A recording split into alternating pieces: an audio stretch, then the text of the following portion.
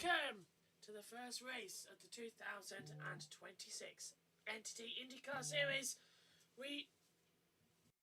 Hello everyone and welcome to the opening race of the 2026 NTT INDYCAR Series. We are all set to get going for the first race here at St. Petersburg, going to be underway in a few moments' time. Let's head back down then and join Fox as we get ready for pre-race ceremonies.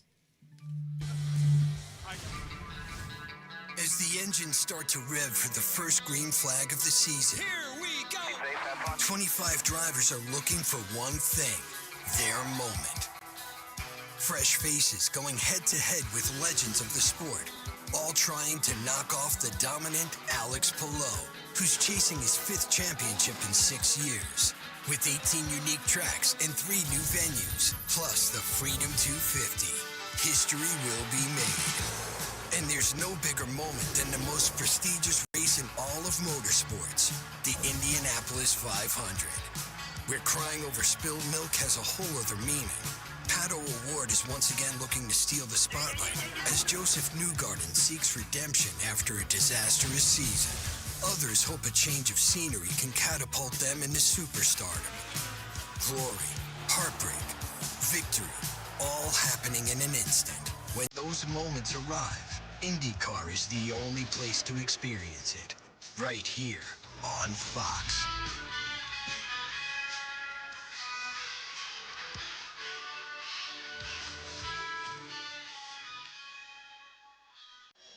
I'll take your top game.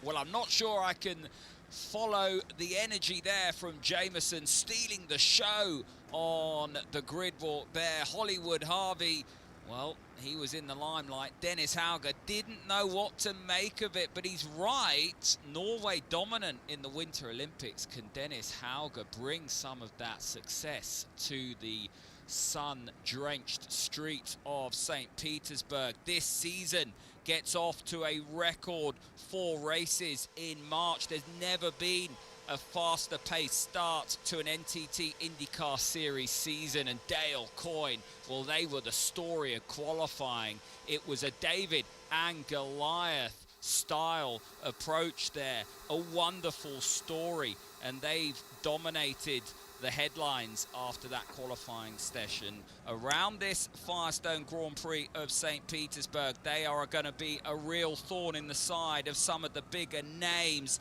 This street course, of course, hosting the season opener for the 5th consecutive year and the 13th time in the past 15 years. There are 4 different teams in the top 4, but this, with a new tyre strategy, you have to run the alternates twice, is going to be a far from simple 100 laps ahead of these drivers and teams. The grid starting to clear now in St. Petersburg, and the drivers starting to get in their cars. There's no greater expectation than on the very first race day of a brand new season. Welcome, folks, back to St. Pete in Florida for the NTT INDYCAR Series. We cannot wait to get back to racing ways, and we're so glad and so honored that you chose to join us here on Fox. Don't forget, every race in one place in 2026 on the home of INDYCAR, that is Fox. Now, it has been a long off-season, 6 months between our last race in 2025 in Nashville and our season opener here today. And these are some of the biggest stories of the off-season. Will Power moves from Penske to Andretti, taking his place at Penske. David Malukas yet to win a race. Will that be true by the end of the year? Honda and Chevy renew in INDYCAR for the long-term future, and we will have a first ever race on the streets of Washington, D.C. The Freedom 250 comes your way August 23rd. So many big storylines, not least this guy, David Malukas. Townsend, what's your biggest storyline heading into the season? Well, look, you just covered how the sport is growing. So are the wallets of the team owners in terms of the resources they're bringing to the racetrack each weekend. Several teams spending millions more dollars coming into this season to try to get an advantage. The question I have, will any of that pay off? And for me, it's really looking at this team right here, Team Penske. They started last season off exactly like this with Scott McLaughlin on the pole, but it did not go well from there on out. 15 DNFs, one of the worst seasons that they've had as a team. Lots of changes in management, even a change in the driver lineup. Can they turn around the form and get back to what we're used to seeing them doing, which is winning races, winning 500s, and fighting for championships? It is Penske's 60th anniversary year in 2026, but they enter it without the driver who has had the most success across all championships. That man is this man, Will Power, and we sat down with him earlier in the weekend. It was the right time. I knew it in my gut. IndyCar driver Will Power is out at Team Penske. I'd done everything I needed to do there, and it's re-energizing to be in the situation I am now. Andretti Global has signed Will Power to their 2026 lineup. What was it that appealed to you about Andretti in the first place? My thing was just sitting back and looking at their potential, you know, the speed's there, everything's there. To me, it was just cleaning up some stuff, and that team is going to be tremendously good. They have everything they need. They have all the resources Penske have. Wow. It's all there. They have the ability to win a championship. Yes! Yes! Gotta be respect! Oh my God! Hell of a job there, big guy! You have nothing left to prove in your IndyCar career. Where does the fire come from to continue? I love competing. I love this sport, I love IndyCar. I'm still really fast. I just have such a big toolbox of experience, you know, to draw from. It will be the second championship in the career of Will Power. And the older you get, the more you realize you're extremely lucky to do this for a living. So I didn't want to give that up. We had a commercial with you on Fox. The many different faces, the many different versions of Will Power. For Will? Yep. Yeah, that's me. Me. There's no shortage of Wills out there. Which version are we going to see in 2026? Ton of passion, very passionate person. I love what I do, and sometimes the old subconscious comes in and you dig a little deeper just because of the situation. Have something set in your mind, it's just sitting back there doing a bit of driving. Will Power is fired up for 2026, driving for a team that carries the name of one of the all-time greats. Just walking past his car there, Mario Andretti. It was Mario's birthday yesterday. He turned 86. It's Will Power's birthday today. He turns 45. But the driver replacing him at Penske, 21 years his junior, 24-year-old David Malukas, and Georgia has him. It's a new team, it's a new year, it's a new David Malukas, and first race out, you put this 12 machine in the Fast 6. You told me earlier this year, this is the most prepared you've ever felt for a season. How do you put that to the test today? Well, I mean, so far, everything that we've been working on so hard, all this teamwork, I mean, the amount of resources I have, I feel like it's finally coming to show here. I mean, even practice 1, I've never had it where I pull up to St. Petersburg, practice 1 or practice 2, where everything feels good. I'm happy. Everything's in the position I want it to be. It's normally I'm always complaining about something, but this first time ever where I'm happy and I could focus on what I needed to do, and I think that qualifying performance showed that. So we're going to keep carrying this momentum into this race today, and hopefully our strategy will pay out. David Malukas, Team Penske, is going to roll off 5th. As the minutes tick by, we get ever closer to the green flag for the 2026 season. Don't go anywhere. The Firestone Grand Prix on the streets of St. Pete follows.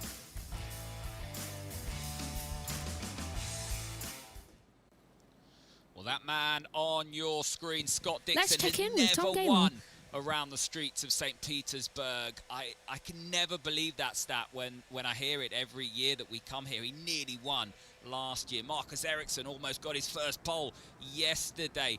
We could have first-time winners today in David Malukas or Marcus Armstrong, but it's the big names that you've got to beat. Scott McLaughlin, he knows how to win around here, stick it in victory lane. Alex Palou, he's never made it into the Fast 6 before. Yesterday's done that today. He's always going to be one to beat. There are so many questions and no answers yet. I love David Malukas' new colours in that Verizon Penske. Will we be talking about him in victory lane in a few hours' time? Well, if you're new to Sky F1's IndyCar, you can get in touch with me at Tom Gamer on X or Instagram or BlueSky or whatever it is that you want to use. I'll try and get your questions out there. We've got so many of you getting in touch already, talking about this 6-month winter break that we've had that we can forget about, because INDYCAR is back tonight and we're enjoying every single moment of this build-up with our Fox colleagues as we get ready for the command and the green flag, whether it's Dale Young, Abby Stretch, Alan Sabatino, Richard Stevenson, Marcin, Pete Molly, Stephen Tandy and his wife Jane. You've all got in touch. Gareth Hendy, there's so many of you getting in touch. It's back. Use the Sky INDYCAR hashtag and join in for what will be a fantastic 100 laps around these sun-drenched streets, I'm sure. It's actually the best the weather has looked over this weekend. It's been a bit inclement at times, and we've seen Will Power in the wall, we've seen Scott Dixon in the wall, we've seen Joseph Newgarden in the wall. And I just want to talk about Joseph Newgarden because 2021 was the last time that he finished the top Penske in the championship. It's a contract year for him. He needs to get back to winning ways to prove his speed. He's got a lot of expectation and pressure on his shoulders. It wasn't the best start in practice. It was a horror show in qualifying. So he will be coming from the back, and we've got some big names, as I touched on earlier on, coming from outside the top 10. We've got to use these alternate tyres twice. That's a new rule for the street tracks in 2026. There's no green sidewalled Waioli tyre. We've got rid of that. It's just the reds or the blacks. We'll talk about that later. But strategy is wide open here at St. Pete.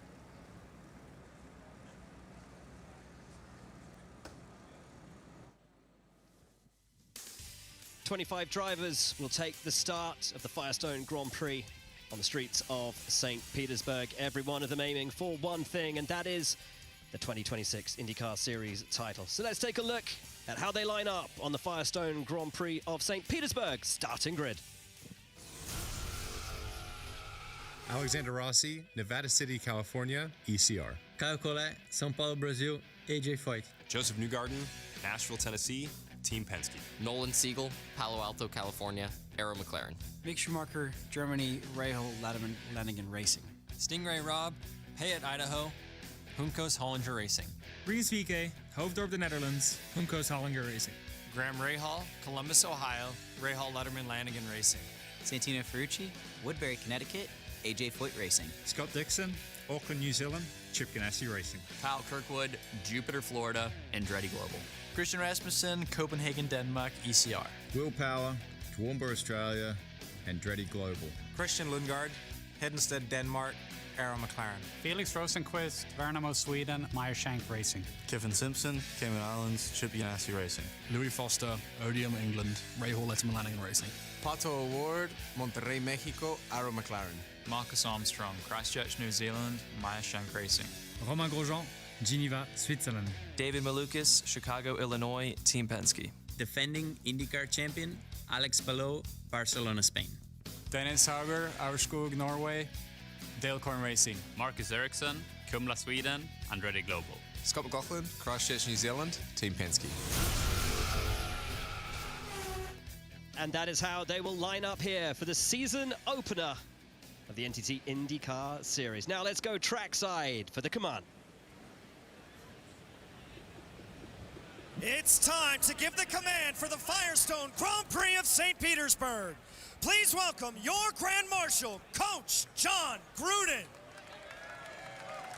Drivers, start your engines!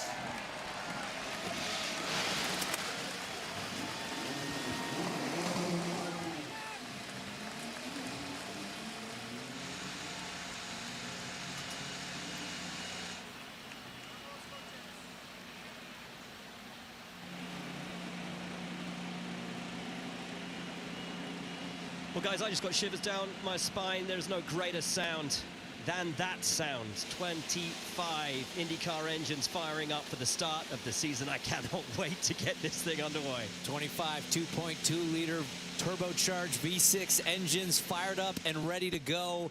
And you know that turn one here, it's not just an interesting turn one because it's coming off a runway into a tight city street. It's the very first corner of the season. It's been 6 months since these guys have gone racing. It's interesting to see what happens when they all file down there for the first time. Well, one of the guys we're excited to watch will be starting 8th. Let's see if we can dial him up.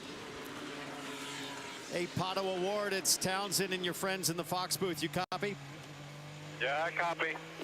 Hey, bud, long off season. The last time we saw you on Fox, you were driving a garbage truck. What's it like to be back in your IndyCar? Good to be back racing. Race mode, baby. We're ready to go. You're starting 8th. You got some moves to make. You know, a lot of people wonder what's your play in the first corner. It's so wide on the runway. Any kind of plan you're making right now? Don't screw up. Words of wisdom. Have a great race, my friend. We'll see you afterwards. Dialed in. Love that for Pato. As he circulates around this circuit, why don't we take a closer look at the circuit with the Honda track preview. 14 turns, 1.8 miles here around the streets of St. Petersburg. And as we've talked about, that long front straight down the runway into the tight braking turn one. Best place for overtaking, and it's all compromised through 2 and then flat out through turn 3 onto the back straight. Yeah, that turn 3, one of the most treacherous in the world of street racing. Then you get down to turn 4. It's super bumpy right there as you get on the brakes, try to make a move, and then it narrows up through the canyons, 5, 6, 7, and 8, all the way to turn 9. Important to get that good run off at turn 9. This kink down the back straight along the water, flat out into turn 10. We've seen a lot of issues there, not just in practice, throughout races in the past. Flat out through the 11-12 chicane and qualifying and into that crucial final sector. Yeah, that brake zone for 13 is tricky as well. If you lock up a tire, it's easy to slide wide and onto the grass. St. Pete, 1.8 miles, 25 cars. Get ready for chaos. Right. Hello. Joshua's just thrown to me because his throat has gotten a bit worse. Well, I say a bit, a lot worse.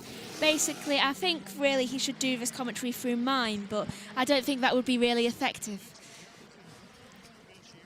He says the green flag's about to go down soon. It's not great. Right, let's go through the race tyre rules. 1 set of primary hard, 2 sets of alternative softs, 2 lap green as well on the minimums. No, Megan, I'm wearing a headset. It's headset free. Oh, I'll turn you up just that little bit more as well. Thank you. This is, I'm not on the cup race tonight, but Matthew Owens and Omi are alongside as well because it is the first race of the season, so you can't really miss the first race. So Matthew Owens and Omi and Megan are going to be the commentary team. I am sorry about this. I'm going to do the start, and then we'll throw around and see what's happening. But I'm hoping Love Race warms up. But I'm not on the cup race tonight. JT is going to produce that alongside Matthew Owens and Matt White, who are already doing it on USN. So they're just going to take over our commentary because 3 back-to-back MotoGPs kind of killed it. Yeah, it did. It's really bad. Megs, run us through the grid, please. I may not be able to pronounce everyone's names right because I've been thrown into this. Right, so Scott McLaughlin, he's in pole position right now with me around. That's not going to last long as far as I remember. Second is Ericsson. Is that Hauger? In third, Palou in fourth. Fifth is Malukas. Grosjean is in sixth. Seventh is Armstrong. Ward is in eighth. Foster is in ninth. 10th is Simpson. Rosenquist is in 11th. 12th is Lundgaard. Power is 13th. 14th is Rasmussen. Yep. 15th is Kirkwood. Dixon is 16th. 17th is Ferrucci. 18th is Rahal. 19th is VK. 20th is Stingray Rob. Mick Schumacher, he's in this. It's 21st. Siegel is 22nd. 23rd is Newgarden. Collar is 24th. 25th is Rossi. Standing by then. Are you ready for a new year of IndyCar action to get going? It's time to drop pit. They come through the alternative zone. Let's see how good I can do this. Scott McLaughlin on pole position for the 3rd time, looking for a 2nd win here on the streets of St. Pete. Green flag in the air. Stand by for action. INDYCAR is green in 2026. McLaughlin leads. Cuts across Ericsson straight away. Hauger, the rookie, trying to go on the inside. Payers coming out of nowhere. Palou nearly getting taken out by Malukas. All going through so far cleanly. Romain Grosjean making a good getaway. Will they make it through turn 2 this time? They did it last year. Remember when we had accidents flying up in the air? They've made it through. Down to turn 4 on the inside line. There's Malukas coming through as well. 3 wide. Nearly in the barrier. They get through. No! Contact in the back. Major contact. This will be a red flag. 3 cars. Ferrucci's involved. Mick Schumacher's involved. And I believe that's the 77 of Stingray Rob. Schumacher on the back of Ferrucci. And Stingray Rob might just live to fight another day. But that's Mick Schumacher out already. Do you know what you kind of remind me of right now? The Daleks from Classic Who. So, Schumacher out. His IndyCar journey ends at turn 4. The German is out. Santino Ferrucci, he might, well, his rear wing, I think, he's well, that's damaged, but I swear, he's day done as well. Every time I'm in the box and Mick Schumacher's there, he crashes out. Yeah, not the best start. Well, at least we got through turn 2 cleanly. Here it is again, Megan, so watch further back. Who starts all that off? Right, so... It's going to be late in. Okay, so goes in. There's Simpson. It happens... Oh, so... For 47 gets caught by, I think, for 77... And yeah, so I think Ferrucci... 49. I think Ferrucci's turned in, but I think, yeah, so I think Stingray Rob's locked up and gone straight on, and that's put them both in the barrier, and there's nowhere for Schumacher to go but over the back of the accident zone. Here it is again on board.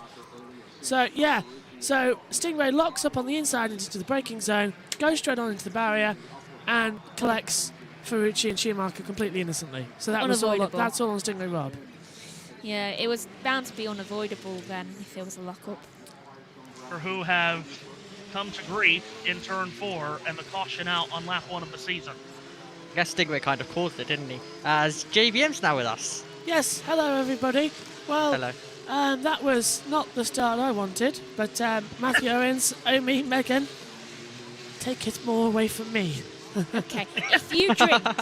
Do you know, he kind of sounds when he goes too long with his voice, like the Daleks from Classic Who. Yes. It's not great. I'm going to have fun listening back to this opening lap call later. It was quite a good call. It was quite gravelly. You'll probably hear it at some point. Makes me want to watch Remembrance for Daleks. Well, there you go. Matthew, I hear that you're both agreeing with me that was on Stingray Rob there, and poor Mick Schumacher getting out, just not even making it lap 1. Yeah, that's so sad for Mick. So excited to have him on the IndyCar scene this year, and that's a sad way to start for him. So often in this race, we get crashes in the first 3 corners. This time we made it through the first 3, did not make it through turn 4.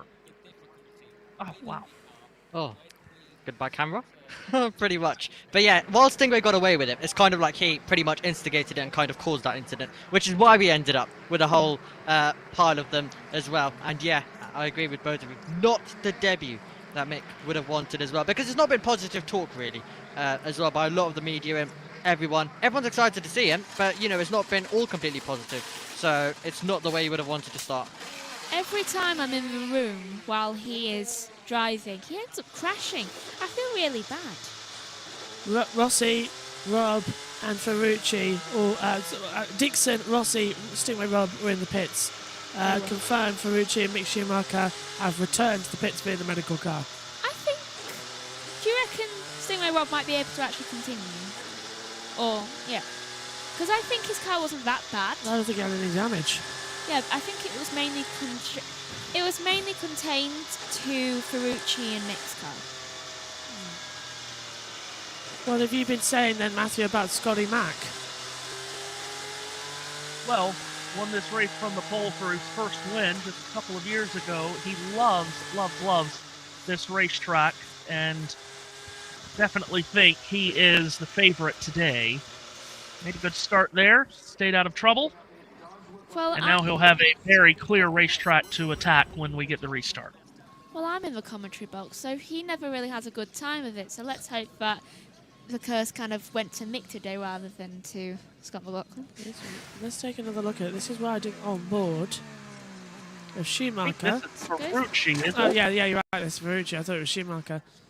He just gets collected. Oh, man. Oh. It looked I worse. seemed to kind of expected to see, I guess, in IndyCar at some point. Wide start. I thought Hauger was going to go for a move here, but look at this coming through out of nowhere. The two Penske's. That's Armstrong diving through on the inside of David Malukas in the 12 car. But were you watching Joseph Newgarden in the back?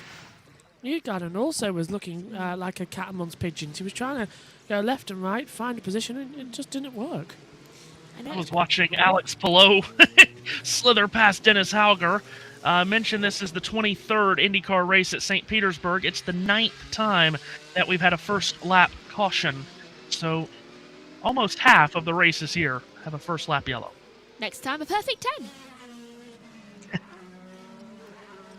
So, I saw the beginning of that lap, especially within the first two corners, quite a lot of risky moves going into very tight corners. Especially, even through like turn 4, we saw quite risky moves going like 3 abreast into it. I was quite surprised that we didn't have a crash earlier, to be honest. Oh, here's another replay. This is from Ferrucci as well, I think. Just see him. No, I beg your pardon. That is from Stingray. Oh, horrible sights. Horrible sights, but yeah, great to see them all walk away from that moment. And it's a disappointing start to their campaign, but they'll very much regroup, and you kind of have to regroup. We're very much going back and racing once again in a week's time, so there's not too long to be disappointed, and you just have to focus on all of the races and this long campaign that comes ahead here in the NTT IndyCar Series in 2026. Well, this is the busiest start to an IndyCar Series season since reunification in 2008. We have 3 races in a row in 3 weeks between here, Phoenix next Saturday, which is only 6 days away to get across the country to Phoenix, and then into Arlington, Texas. It really is, isn't it? It's a hectic start, and you know, we've all waited so long for IndyCar. It has been such a wait, and we've all been looking forward to it. Of course, you know, there would have been a lot of lost interest last year after kind of, you know, it becoming very predictable at times, with knowing who the winner probably could be. So everyone would have been looking forward to a bit of a reset. Then, of course, the season ends and all eyes go on this new 2026. And, you know, it's looking good. It's looking good. It's looking interesting so far. And, you know, now we all want to get going. And, yeah, we're getting all the races basically coming to us at a very rapid rate. Restart coming, guys. So let's see if McLaughlin can hold off Ericsson once again. But Palou, you know how much he likes a lightning restart. Matthew? Into this right-handed hairpin, and McLaughlin stabs the throttle, middle of the corner, comes off of the hairpin, green flag back in the air, and we're racing once again as we run down the Albert Whitted Airport, and McLaughlin has had a good start. Marcus Ericsson directly behind him in his slipstream. Alex Palou is third. David Malukas is going to take a big dive into turn number 1. Has he gotten it stopped? He has. He hasn't been able to get around Hauger. He stays right in between the Grosjean and Hauger team cars for Dale Coyne. They slither their way through turns 2 and 3, head to 4. McLaughlin clear of Ericsson, then Palou third. They're in 4. Right, there's a move going up around the inside from Power. And look at the kick he gets at the oversteer as well. Through 4 and 5, Power is really going for it there as he starts with Andretti for the first time. Nice on the inside at 4. What were you going to say? It does him well. And also, am I the only one wondering why we didn't get the onboard of Mick going somehow on the car? Because I would really like to know how the hell that happened. Yeah.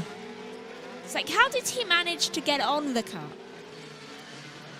That's what I don't know. That by Will Power to get by the Kiffin Simpson car. So Power making his first start with a team not named Team Penske in the last 272 IndyCar races. Up a spot as they complete the first lap under green, with McLaughlin leading from Ericsson to former St. Petersburg winners here, along with Palou, a former St. Pete winner. He did it last year, running third. Yep, looking good. Looking good then. All running very, very close together as we now take a look at a replay of how close it really, really did get under braking there forward for Malukas, who, yeah, very much sent it in late to the brakes, locking up in the process too. And luckily, we all managed to make the exit in one piece. I don't know how he managed to avoid the people around him, Van, especially the person on his rear, but I'm just grateful for the fact that we didn't have another full course caution 5 seconds after going green. That would have been hell. Yeah, you're not kidding. So McLaughlin away with the lead here comfortably on Ericsson and Palou. Armstrong is settled in line 4th. Hauger, the rookie, the IndyNext champion, dropping from 3rd on the start down to 5th. Still a solid start for the rookie to be so far up front. By the way, Stingray Robb is back on the track. He's 4 laps down. Ferrucci and Schumacher out of the race, as you would expect. Here's Kiffin Simpson in turn 1, trying to repass Will Power. Down to the inside goes Simpson, that beautiful Sunoco livery. He and Power are going to go side by side through the switchback of 2 and 3, and Simpson has repassed Will Power. Good move by the youngster from Chip Ganassi, racing up into the 13th position. Now Power has 2 cars coming at him at a rate of knots from behind. One of them is the 27 of Kyle Kirkwood from Jupiter, Florida. And the other's VK. Yeah, you're right. The other one was Renus VK in the other Hunko's car. That's 2 people you really don't want on your tail. Really. And behind him, Rahal. And then Rossi. Oh, it's like a whole host of people you really don't want to be at the rear of your car. Rossi came down pit road under the caution, of course, started last. As mentioned, his worst starting spot since Toronto in 2023. So he came down pit road under caution to get a change of tires in. So we'll see what the strategy looks like for Rossi moving forward as we've completed lap number 8. And VK passes Kirkwood. Nice. Yeah, Rob's coming as well as they make their way through then at the moment. But yeah, looking good. They're all getting settled in nicely into this race, all embedded in. And the calmness now momentarily takes place around the circuit. But yes, a few drivers going for moves here and there, where opportunities, of course, do lie. But you don't want to send it and bin it all on lap 9 out of 100 just yet. You were watching the IndyNext race earlier on. It was yellow after yellow after yellow in the opening stages, and finally we got a bit of a break in the running, and it ran in the end to a timed race. But it was dominated by the man who took the lead at the inside line at the start. So Scotty Mack, first ever race was here at St. Pete. First race victory was here at St. Pete as well. He's looking now for a repeat win. And he's got 3 poles in 3 seasons. This man is unstoppable around this place. And Matthew, as you well know, Scotty Mack in the supercar days in Australia, bit of a road course specialist himself. Oh, Ferrucci. It's 3 stops. Everybody's on mixed strategies. There's no need to pop 15th or wherever on lap 1. I mean, it's just really not. Fox's mic's having issues. Yeah, they seem to be having a lot of technical difficulties. I'm sorry, got some. Yeah, they've gone. Right, back to you, Matthew. Well, Ferrucci clearly upset there, and he has every reason to be. Season opener done in basically, well, not even half a lap he got around on the first lap of the season. So we come to complete lap number 10. Marcus Ericsson not letting Scott McLaughlin tiptoe away, as it is less than a second as they flash across the start-finish line. So McLaughlin in that red and white number 3 livery for Team Penske. As JB just said, first race was here, first pole was here, first win was here, and he's won the pole this weekend.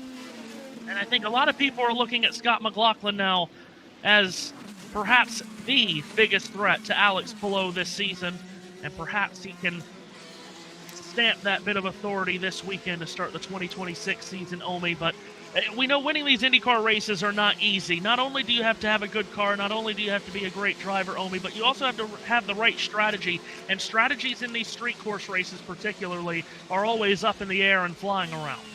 There's so many different aspects to it, as you mentioned. It's not as straightforward as just, get a good start, drive clean, and, you're home to the checkered flag. There's so many different aspects, as you mentioned, that go into an IndyCar race like this, and that applies to a whole season too. So, yeah, there's a lot for them to contend with, even if we're now just in the early stages, and it might just look like everyone's settled in. There's so much there's so much of a thinking process about what is to come as well later on, when we get to the important phase, when the higher positions need to be taken, or you're looking at a result that you won't be satisfied with by the time the checkered flag comes out. Ericsson's closing. Funny watching these. Oh, sorry, go ahead. No, I was just saying Ericsson is closing. Yeah, he is. He's just inching his way out there. Oh, a problem for Malukas. He's got a flat left front tire. David Malukas, remember, he locked up those front tires on the restart, and that left front has gone down, and he has pulled off outside of turn 4. I think he's hit the wall, Matthew, coming out of turn 3. Yes, he has. Oh, no, it's just gone down. I reckon that's a slow puncture. Yeah, I think he's had some debris on the circuit, yeah. That's why he locked up at the start of the restart, because suddenly he was going at a higher speed. And it's flattened the yeah, it's like a 50p piece, and eventually after the bumps of this circuit, it's going to shred apart. No caution yet, though. That was a ticking time bomb, that. Oh. 25-year-old driver from Chicago on debut for Team Penske. And it's not going to go very well for him here today, and that is unfortunate. By the way, Stingray Robb was given a 30-second stop and hold penalty for avoidable contact, in case that was not mentioned. I cannot remember if it was mentioned or not. But we do stay green as we work lap number 13, and Megan's absolutely right. Marcus Ericsson not letting McLaughlin get away. In fact, closing in just a little bit, and Malukas has gotten back going, and he's limping his way around the track. This is turn 11 where he's at now. Let's hope he can get to the pit So lane he's in not, time. yeah, not out of the race, but going to be multiple laps down, which is a shame. There's now debris on the track, though. Yeah, this might cause a yellow. I was going to say just before Malukas had that issue, JB, I don't know if you're finding it to be the same, but I'm chuckling watching these cars go around this racetrack after watching the trucks go around here, hitting every curb they possibly could yesterday, and flying through the air off the curbs, and these Indy cars staying off of them like it's the plague. I would know, I've got it. But no, honestly, it's quite funny because you've got the trucks going around, battering every curb and flying over everywhere, and then you've got the ballet dancers of INDYCAR, just pitch perfect on every curb. Every part of the circuit has to be the same, has to be the identical position. It's going well. NASCAR on there. Yeah. Well, the Cup race might come here next year. Yeah, very well could. I think it's certainly being talked about. They didn't bring the trucks here just to bring the trucks here. Yeah, brought the trucks here to give it a test run, and you know, San Diego more than likely is probably going to be only a 1 or 2 year event. Just like Chicago was, what, 3 years, 4 years, whatever it was. So yeah, St. Petersburg maybe for the Cup Series in a year or so. You never know. We're on board with Scotty Mack down to turn 1. Feel like I should point out, if you're watching our coverage via on USM or JBM, you can also take a look on board with track noise of the Fox Speed Vision in-car cameras. There's no commentary, but there's a selection of onboard cameras, and Fox have already said that we can you can listen to us and watch the stream as well. So if you want to see any action, it's there, and you can also listen in to myself, Omi, Matthew and Megan on the commentary call. Basically, 2 people are not ill, 1 person is very ill, 1 person is recovering. Yes. VK just came out of the pit lane, and also you'll be happy to know that Scotty Mack's tyres are looking to be at a good degradation rate. He doesn't seem to be wearing them too much. What was that? That better have been a bird. I think it flew up there, didn't it? Yeah. Penske, remember, what was it, Matthew? How many wins did they have in the last race of the season? Was it 2 wins out of the last 3 races? It wasn't many. What was it? They had, of course, it was a season, it was an anti-Penske season. It really was, but they did close the season strong. Newgarden winning that finale in Nashville. And Will Power, we learned more over the winter break about how Will Power said that he knew from Road America last year that he wasn't going to be in Penske the following year, and he went straight to Andretti and said, I want to race for you. He approached Andretti. Doing him well. Yeah, we learned that in the warm session this morning on Fox Sports 2. As McLaughlin holding on. Go on, Amy. Yeah, just noticing how beginning to, he was momentarily slightly just dropping off, and it was putting him in the clutches of Grosjean, and that is very much still ongoing right now on lap 16 out of 100. So we'll wait and see what's going to take place between those two drivers. Just the 2 wins for Penske, just to confirm last year. Will Power in Portland and Joseph Newgarden in Nashville. So they won 2 of the last 3 races, but they only won 2 races. Of course, it was a chore just to beat Alex Palou anywhere. He won 5 of the first 6 and had 13 podiums last year, did Palou. First, the most since Alex Zanardi back in the 90s. I said last year when you were in the commentary box, Megan, as well, the most unpredictable race was won by the most predictable man. Yeah, that was actually quite funny. Also, if there's debris on the track now on that straight, and that is from, I think, Malukas. Hasn't taken it off just yet, has he? It's right next to the racing line as well. We'll see if that's through. We'll see if we get a caution.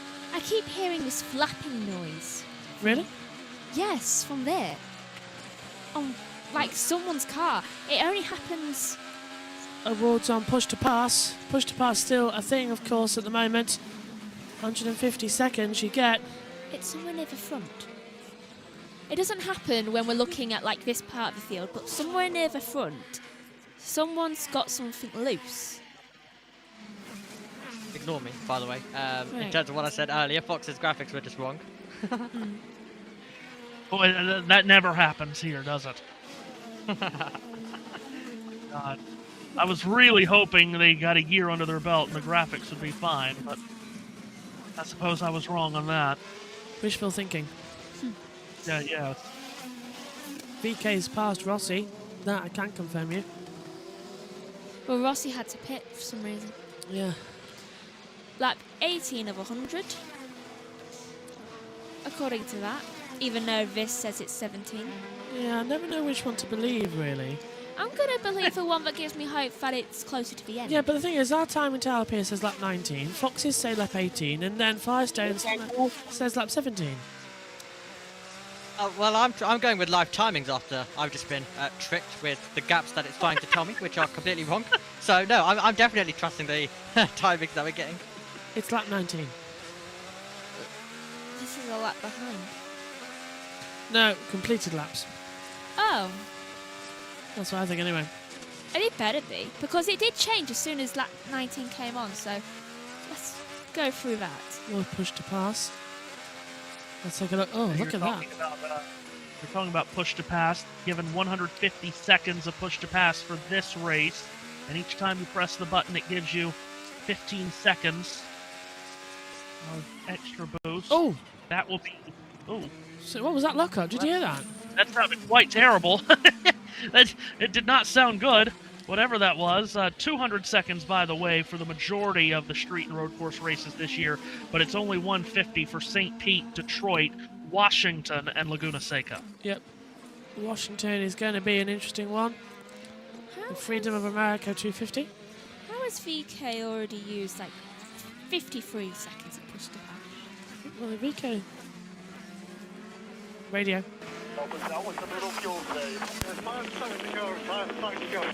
There you go, tires. Louis Foster, or should I say Ryan Blaney, with that wild hair and moustache. Very good. Louis Foster, 2024 Indy Next champion. Sophomore campaign for him starts here today. Running in the 7th position. Started on soft tires. Top 2 started on hard tires. The blacks, as it were. Yeah, that's not as... that's what they call blacks for the hard tyres, the primaries. Reds for the alternative. Reds making a return to street courses this year. No longer the green sidewalls we had of previous years. I find if I breathe in, I can just give a little bit more emphasis coming through. Because you're using the air already in your lungs. Yeah, go on, Matthew. There's Felix Rosenquist. He's done well not to free fall from the start in his Tom Petty radio car. Running in the 8th position. I'm not sure if anyone got that Tom Petty reference, but if you did, I hope you enjoyed. Let's have a look. Ericsson really is catching up to McLaughlin. Slowly but surely. I mean, right now, the gap between them is 0.6566. Yep, 4,000ths of a second we go to here. 4 decimal points. They're using the NASCAR on Fox music there. Going to break. Well, why waste money, mate? Yeah, you know what they're like. Sort of anything goes these days. Top 3 right together through that hairpin. They rubber band out a little bit onto the straightaway, but Megan is right. Ericsson is keeping McLaughlin just in the crosshairs, and Palou is inching closer and closer. In fact, Palou may have the rod and reel out here. Damage wing. By both of them here soon. As meanwhile, in the hairpin. Damage wing, Matthew, front right. Yeah, that was Stingray Rob going around. Is this Will Power? Who's dived in? It is Will Power, yes. Damage front wing and suspension damage for Will Power. Who's he collected then? Wish I could go higher, but... Could it be from earlier? I think he's knocked someone coming through. Who was that car ahead of him? Kyle Collette in the AJ Foyt. There was Rob going around him when we cut to it. That's 23rd place. Ooh. Yeah, look at this. They've taken the right rear tire off and they're not bolting another one on. There's a real problem here. Toe link's gone. Rear toe link's gone. Omi, we've seen enough F2 crashes to know what that's like, haven't we? Yeah, we have indeed. And yeah, it's not ideal, let's just say. I wish the mechanics would just move that little bit.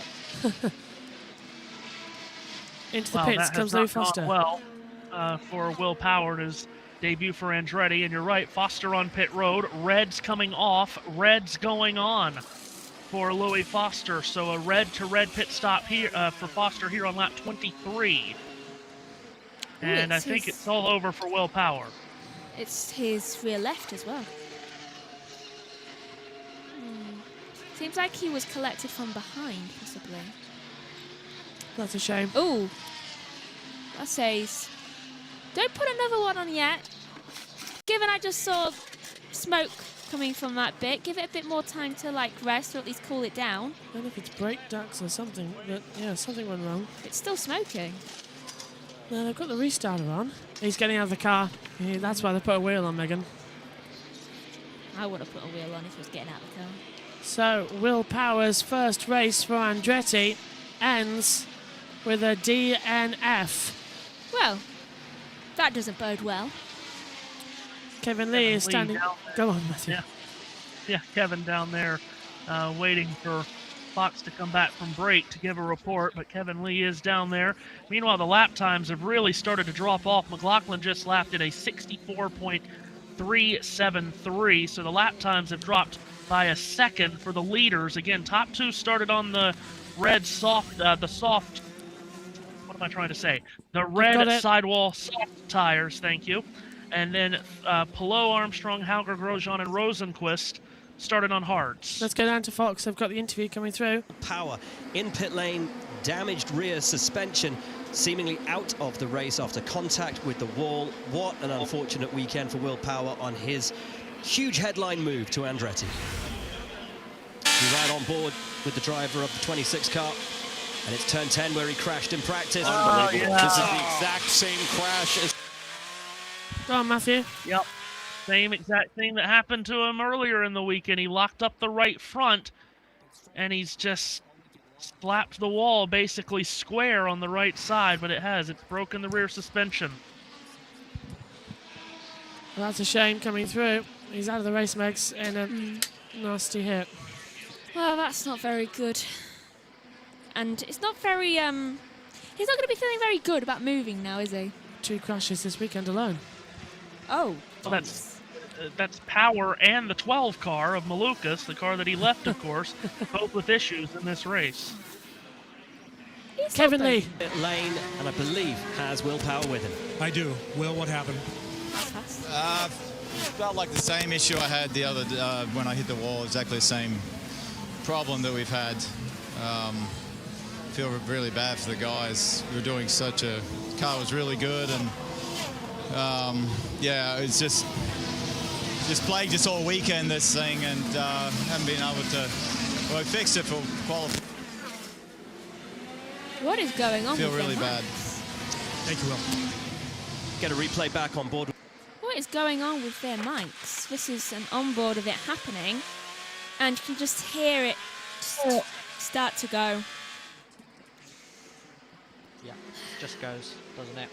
And very much audible as the sound fades away, and, well, the sound we'd love to hear from, well, the cars at the moment completely went there for power. But, yeah, that is 1/4 of the race done. So it is all very much a sprint, hopefully, all the way till the end. Okay, if he's had the same problem again from what he had before, then obviously they've tried to fix it the first time, and yet it's still gone. So I think it just needs a complete replacement of that area of the car, since I'm not completely sure which area of the car it was because I didn't catch that. I think the rear broke and then he slammed the front as well, so he's got the front and the rear right. Well, he needs a complete replacement of both, even if it ends up in like a penalty or something. Georgia. I think big for them this year is consistency from last year. Pretty much everyone on his stand is the exact same. They had a year. Oh no! What happened? We just saw a car in the center of the track. It's Christian Rasmussen on the exit of turn 1 has spun, done a complete loop around, and I think he's lost the engine on that car. I don't think he can get it refired, but it's Christian Rasmussen, the winner from Milwaukee last year, who's gone around, and the Ed Carpenter number 21. They have not thrown a caution yet. We've stayed green, but I thought I saw him taking his steering wheel off. I could be wrong on that, but we stay green, but Rasmussen has spun.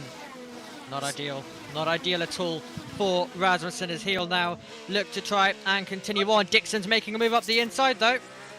He's made a pass from Kiffin Simpson on the approach to turn 10. I was just looking at Dixon. He'd only moved up one spot, 16th to 15th. Makes a move there on his teammate Simpson. He's also passed Rasmussen since his spin, so Dixon up to 13th.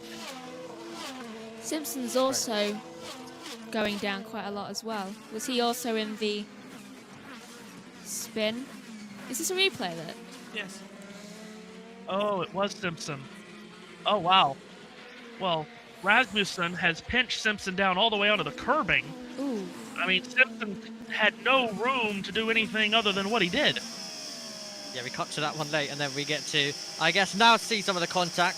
Great that everyone was able to avoid. You never want a stationary car with the entire field coming towards them. We've seen it a lot in IndyCar of how it can lead to.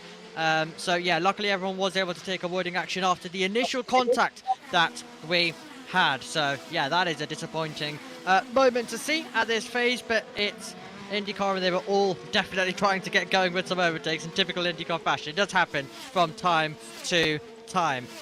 But, yeah, now they'll continue on. Luckily, no caution, as you mentioned, Matthew, and we can continue racing under green with them all running. And Simpson's still trying to recover from that contact. He's got a couple of cars lined up right behind him. Kyle Collette is there. Renus VK is there. Louis Foster has already been on pit road. Let's see, is he right behind? No, he's not right behind him. So a couple of cars just behind Simpson there. Also, we've had a change at 7th. Pato Award past Felix Rosenquist. So Award in that McLaren moves up into the 7th position. Of course, he's a former St. Petersburg winner. He was given the win after the Penske cars failed post-race inspection a couple of years ago, so he's never celebrated a St. Pete win, but he is a St. Pete winner in the past. Here's Caio Collet, the rookie from Brazil, with the Brazilian colors draped over that AJ Foyt car, trying to run down Kiffin Simpson back at the 14th position. David Malukas, a lap car right behind him as well. He's doing well. And is Malukas' car looking okay since last time?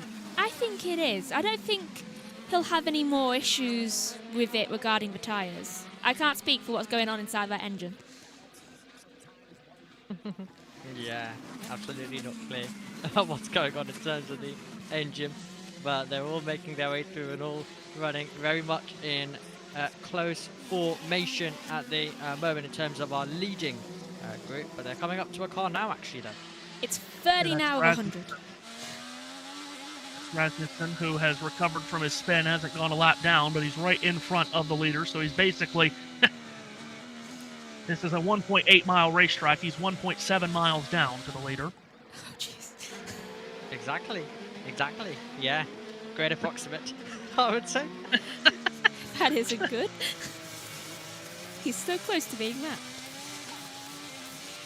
And there is some turbulent air coming off of Rasmussen's car that would be affecting McLaughlin, who probably isn't liking the dirty air on the wing of that car. So Ericsson and Palou, who have been close to him for the last handful of laps, and really Armstrong and Hauger are getting closer as well. There's less than 3 seconds that separate first to fifth right now, as we've completed 30 of the 100 laps. McLaughlin heading to turn 4. Ericsson closing in even further. Ericsson in that teal and dark blue, number 28. Had really a terrible season last year, the worst season he's had in IndyCar. Trying to get off to a great start in 2026. And then there is Palou, who everyone fears, right behind in third. He's close. He's there. He exists, pretty much. And will now look to try and play a part. No one can relax, because, yeah, he may not be at the top. He's not been able to get to the top, but he is still in existence. And that's what we saw a lot from Palou. Even if there was a scenario where he possibly couldn't have been P1, by the end of the race, he somehow did get there. And all of the talk it was about how someone could possibly beat him, but in most cases, it didn't actually end up materializing into anything. Just want to quickly say, by the way, there was no further action between that contact between Kevin Simpson and Christian Rasmussen. Oh. Absolutely. Simpson should not have been penalized for that. I mean, Rasmussen... Debris. Oh, who's hit a piece of debris on the run-up to turn 4. Yeah, Rasmussen hit it, and McLaughlin had to dodge it. On pit road comes Kyle Kirkwood. 5 career IndyCar wins. 3 of them have come on street courses. He's on pit road here in that new look, number 27. Who's that right behind him? That's Rosenquist, I think, in the Tom Petty radio car for Sirius XM. I said that piece of debris needed to be moved, and now someone's hit it. It's not been moved, has it? No, and now it's even more of a racing line. I've gargled some salt water, and I have limited vocal range. But 32 over 100. After this, you're becoming a mime for a bit. Yeah, feel like I should do. Because it helped me. Literally, I went around the house not speaking to anyone for 2 days. Bliss. I just kept... Bliss. It was bliss. He kept laughing at me. Somehow you still gave it to me. I didn't do anything. Technically, you'd already got it slightly without knowing beforehand. I think we both got it at the same time. I just got it quicker. Yeah. I don't know how that's possible. Well, we don't go out. Louis Foster's just jumped up to 30. Well, hang on a minute. Leave the house. Yeah, you're saying about sound like a Dalek. Here you go. There we go. That's why. How beautiful, by the way, is it, Matthew, to see the Sunoco livery back? Oh my goodness, it's gorgeous. They put red tires on that Sunoco number 8 for Simpson. Do you remember 10 years ago when the Sunoco took Rossi to victory? Was it then? Hard to believe it's been 10 years. My God. Oh.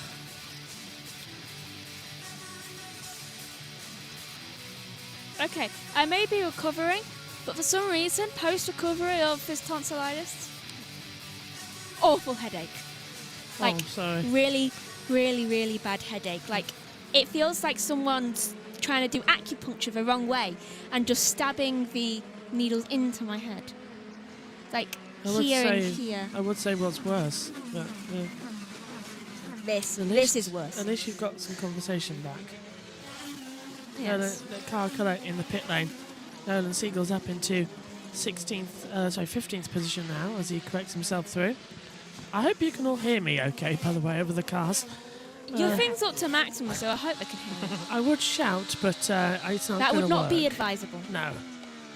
It's not advisable. Very, very painful. I know it is. Well, Bob was Scotty Mac.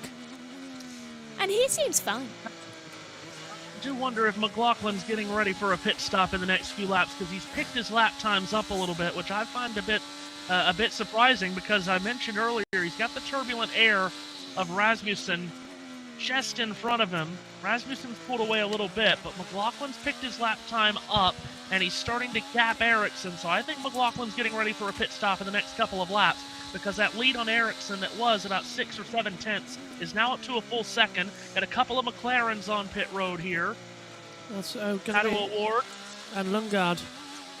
It was so funny for me for some reason just to see them going in together. Oh, slow stop from the rear right for Pato. And yet his teammate was slower. Hang on, he'll get a penalty. He ran over the gun. Pato Award ran over his own gun. He'll get a penalty for that. Well, that's their fault, not his. And Scotty Mack is coming into the pit lane, Matthew. Scotty Mack is coming into the pits. You were right. You're right. They were trying to get that gun out of the way, and he's run over it with the right front tire. And that car turned into a bucking Bronco after that. They put red tires on Pato. Lundgaard exited right behind him. But again, as I was just saying, McLaughlin was always getting ready for a pit stop the way he was putting in laps. So here comes the pole sitter and the leader, that red and white number 3. So many cars coming down. Have we got pit road? Yes, we do. Checked in with the team. They simply wanted him to go long, and they didn't want a caution somewhere in the late 20s. So they are in position to potentially be able to do this on a 2-stopper. This is their used set of sauce. They still have a set of new later on, but can they make this used set last long enough? McLaughlin pits, Grosjean pits. Unsafe. Yeah, McLaughlin was a bit slow out there, and he came. Well, I'm going to have a look on the board now. That was an unsafe release to send. Yeah, Joseph Newgarden, that was a pretty slow stop, and Graham Rahal was coming around him, and it did look like a very tight release there for Joseph. Yeah, remember, no unsafe rules in IndyCar compared to Formula 1. You can that's evil. Go out side by side. But if but you can't crash into someone. That's my... Yeah, thank you for that. Actually, yeah, it saves me a conversation, that one. Marcus Ericsson drives down pit road. Yeah, he had assumed the lead for a lap. Now he comes to pit road. Remember, he and McLaughlin were on the red soft tires. Here's Ericsson into his box. And has Robert Wickens just been inducted into the Canadian Racing Drivers Hall of Fame. It's a really strong group. Marcus is a race winner here, no doubt going to get it done. Dennis Hauger has gone to the new soft tyre. He might be a rookie, but he is not showing it today. Marcus Ericsson on used soft tyres. A lot of fuel there, Matthew, for Hauger as well, I noticed. So he's going long in the next stint, maximum 45 laps. Interesting to see Ericsson, to hear Ericsson going on used softs. Remember, you have to use each compound of tire for at least one lap here. Oh, and look at it. Oh, my goodness, Ericsson throwing a huge block on, is that Rasmussen? Yeah. Oh, and Ericsson's jumped McLaughlin. Yeah, Ericsson has jumped McLaughlin here, but McLaughlin all over him. He got a lap to get his tires up to temps. Ericsson, remember, there are no tire blankets in IndyCar, so those tires are very cold, trying to get the tires up to temps, and McLaughlin is right up his rear wing, but Ericsson has jumped McLaughlin on the overcut. That's a brilliant job by the 28 driver and team, but now can he hold on? McLaughlin going to try to outbrake him into turn 10. He can't do it. Nolan Siegel just in behind. And a bit into the wall goes Ericsson. He touched the wall with the right rear. McLaughlin all over the back of him through the chicane and heading to the hairpin. Wow, this is fantastic. Yeah, it's really, really close together. As you mentioned, no tire blankets. It's cold tires as they rejoin the road. And it means they're all over the shop. And it means the battle is very much developing and on as well. If you want to make an impact, this is a perfect time to do so. Down towards the first corner there, McLaughlin. Move. A move was about to be made. Yeah, I thought he was going to have a go. I love how the McLarens are just there. McLarens are just always there at the moment. They just hover in the background. Look at this. Defensive from Armstrong on the inside. And Ericsson goes through. Armstrong jumped Ericsson and McLaughlin on pit road, but Ericsson just threw it down into turn 4 to make an aggressive pass on Armstrong. Now Armstrong with a very defensive line going into turn 8. Now he's got an oversteer going into 9 as McLaughlin tries to get around him. McLaughlin must pass Armstrong or Ericsson's going to be gone. Still trying. And now around the outside. That's brave. Contact. That's bold. That's going to be good. And that was amazing. Slight contact with the wall on the rear. Scotty Mack around the outside line. Coming down into Bayview Drive. And that was something else. Armstrong was mugged there completely. Well, he knew he had to get around Armstrong very quickly or Ericsson was going to go. Palou on pit road here. Let's see. He's gone longer than all of these guys. Can he jump Ericsson and McLaughlin? I think he has. Yeah. Oh, he absolutely has. Palou has jumped him. Now can he get the tires up to temps is the question. But Palou has jumped everybody he was racing with. It's reminiscent of last year. He just put himself in this position and he jumped so many drivers. And he's basically doing the same. It's like we've gone back to last year as well. But now, yeah, it's the critical thing. What can he do now in this situation? Can he get this warmed up and immediately be on the pace, the required pace that he needs to be on here on the 39th lap? Well, look, he's under no pressure. Ericsson hasn't gotten to him. Palou has mastered that. But look at that lap time. Top left of your screen, if you're watching pictures of Scott Dixon, he just ran a lap in the 62-second bracket. He has just put on a flyer. Dixon could be here to jump a bunch of cars, but Palou has jumped both McLaughlin and Ericsson, and he is now in what will be the lead of this race. Dixon is on pit road now. Yeah, so have we got a radio? No one down there, so that's going to be Louis Foster taking the lead. VK will go second, Palou third, Rossi just behind, and Rossi... he can't keep up. Look at this. This is great again from Alex Palou. And O'Ward's going for a move as well on the inside line. O'Ward's going for a move on the inside. Two teammates are side by side into the first corner. And they've made the stick. All three McLarens are together. And they were running through. And that's Scott Dixon with no rear tyre. I knew it! Flying off into the catch fencing. Caution's out. And Scott Dixon is out of the race. I'm sorry, but I knew it. I was literally about to say, somewhere out there's a slow puncture just brewing. He just come into the pits, didn't he? And it's the rear tyre, the gun's not worked. But also, do you know why? On. The debris moved again, and he's just gone past that section. Yeah, they'll pick it up now, so it'll be gone. But he was just on pit road, and I don't think they got that rear right bolted on tightly. Oh, and we were just talking about he was going to jump a bunch of guys because of the lap times he was running. Caution has come out with Louis Foster and Renus VK leading. Oh, that's perfect for Louis. I knew that someone's tyre was going to go. Right, here we go. There's the nut flying off. Yeah, they did get it tight. I knew he was too quick in that pit lane. You know, as a driver, that's something severely wrong when your rear tyre overtakes you. I'm just so Scott Dixon again will not win at St. Petersburg. He has this unbelievable record. He's one of the all-time greats in this sport. He's won 58 races, but never here, and he won't win here today either. The tyre barrier has joined its brothers. He felt left out. Pretty much. The debris will go. Yeah, and also, I thought, I saw him going down pit road, and then all of a sudden, they cut to a picture, and all of a sudden, he was out of pit road, and they were showing him on screen. I thought that was way too quick. He's only just gone in. Good call, yeah, actually. Well, we talked earlier about how difficult it is to win these IndyCar races because the strategy, you have to get it absolutely right. And we just saw right there the last 5 minutes, really where IndyCar races are decided. On in-laps, on out-laps, on blending in and trying to get your tires up to temps. And no one does it better than Alex Palou. He had to have put in a great in-lap, then a great pit stop, to jump both of those guys, Ericsson and McLaughlin, and now he is in control of this race, you would have to say.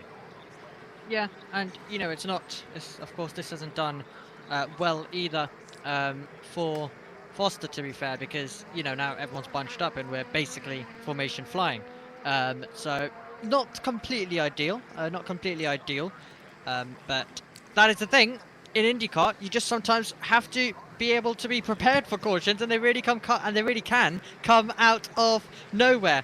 And yeah, it's a devastating and disappointing sight for Dixon, who sees his season opening race come to a close early as well, right before we even hit half race distance.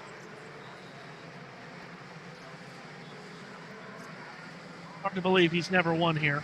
I mean, of all the races he's won, but never here in the season opener at St. Petersburg, which is just insane to think about. And it's going to be a terrible start to his championship hopes. And I mean, listen, the way we talked earlier, Omi, didn't we? Alex Palou won 5 of the first 6 races of the year last year. If he gets off to a start anywhere close to that, you cannot give him points. And now think of the guys that are going to be giving him a huge points lead on top of them after one race, because Malukas is going to have a bad finish, Power's out of the race, Dixon's out of the race. All those guys are going to be a ton of points behind Palou after just one race. I immediately kind of was like, okay, so we're seeing Palou go long with this. We saw that quite a bit last year. I wonder what this is going to lead to. And what it led to is basically what we're used to seeing from him as well, as now we are going to see the pit stops beginning to come in. So we have Foster, Rike, Rosenquist, Colette, Rasmussen, Rossi, Siegel and Malukas, who all come down pit road. St. Petersburg on Fox, presented by Pods. Still under caution here. We're going to take a look at the pit stop for Scott Dixon. Take a look. Here's me thinking that they were actually going to show the pit stops are happening. Seemingly no issue. Everybody happy with it, but you see it. Oh wait, we're not seeing the international pictures. That's I. We're not seeing Fox's pictures. We're seeing international. Oh, how we love it. Right. Yep. JB might not be feeling well, but he's well enough to dance. Oh yeah. This is what's really annoying about it all as well, is the fact is that I'm perfectly fine. Apart from you, Fleur. Apart from the fact the voice is fine as well. That's what's really annoying me. My vocal cords are fine. It's just the tonsils and the throat that are closed up, so I can go there. I just can't get there. You see, I was very different. You had no voice at all. Yeah, I was like perfectly fine, other than the fact that it's on fire. Yeah. I was like really pushed like this. Do you know what I'm on? I'm on this throat spray. Yeah, it was originally Simpson. mine. Kevin Simpson's got a problem. Simpson's got a problem. He told everyone to go round, unless he's been dropping to the back for some reason. It's probably from that thing Right, earlier. this is what I'm on, people. It's called a Difflan spray. I had it originally. Are you ready for this? That has to stick down my throat. Right, Boy. coming to the green flag. Restart in action. Matthew Owens. Palou predictably leads. Oh. Hello from Ericsson from McLaughlin. Green flag out. Megan, what you see? No, I was just going to say something before I saw that was a green flag. I'll say it after. Palou was deep into turn one, but he's picked it up alongside Ericsson. Watch out for Scotty Mack as they come through. Overtake going on. Scotty Mack's got a good run here, Matthew. He does have a good run out of turn punch to 4. He's not going to take a look at Ericsson. Armstrong took a very defensive line into 4 to protect from Kyle Kirkwood there, Omi. So Armstrong up into 4th as everyone gets through this Mickey Mouse section of the racetrack. Yeah, sending it in now as we go racing once again, and they try and regenerate the heat into the tyres. But Palou, exactly what he needed to do. That's comfortable for him. As you mentioned, the switch came further back with Armstrong moving up as well. But now they are embedding themselves back in to racing conditions, and now in this phase of the race, they find themselves in. Or spin. Oh boy. That is Stingray Rob again in the... Well, at this point, just retire the car. Not been ideal, has it? Gotten that going, so no yellow. Palou comes across to lead the first lap under green off the restart, completing the 44th of 100 laps. He's got Ericsson in tow second, McLaughlin third, then Armstrong, then Kirkwood. No changes in the top 5 on the restart, but Ericsson is after Palou here. I mean, he spent most of this race as Ericsson following in the wake of McLaughlin. Now he's got a different rabbit to chase. Into turn 4, he closes to within a couple of car lengths to Palou. Quick switch back to the left for turn 5. This is the portion of the racetrack that is so sketchy. Concrete Canyon, and a 90-degree right-hander for turn 8, another 90-degree right-hander for turn 9, and then hard on the throttle, down Bayshore Drive, through that kink to the left, which leads you into the heavy braking turn 10 with grandstands to driver's right. Power's coming back into the race. They've fixed the car, so they're going to use this as a test session. So Will Power will rejoin the race around about 23 laps down. No, 18 laps. Yeah, 18 laps. 24 laps down as he comes over the line. Well, at least Screen didn't tell us what it was there. At least Stingray Rob won't finish last. Just quickly on this one as well, having eaten Spanish rabbit, I can tell you that they are very tasty, but they're not as good as English. Oh. I'd like to try it. Very good. There's Joseph Newgarden, who was right underneath the rear wing of Graham Rahal. This is at 10th. Somewhere. Newgarden has climbed very well up since the start. Remember, started 23rd, running 11th. He's got Kiffin Simpson behind him, protecting from Renus VK. VK in the Juncos number 76, who was on pit road. He's jumped Foster since coming off pit road. So fresh tires on the 76 and the 45 cars. I must just say, if my friend Amy is watching, who has 3 bunny rabbits, do not think when I'm there I'm thinking lunch. I'm sure she does it. Yeah. as they come through. Palou leading, Ericsson, McLaughlin, Armstrong, Kirkwood, O'Ward, Longard, Hauger, Grosjean, Rahal, the top 10.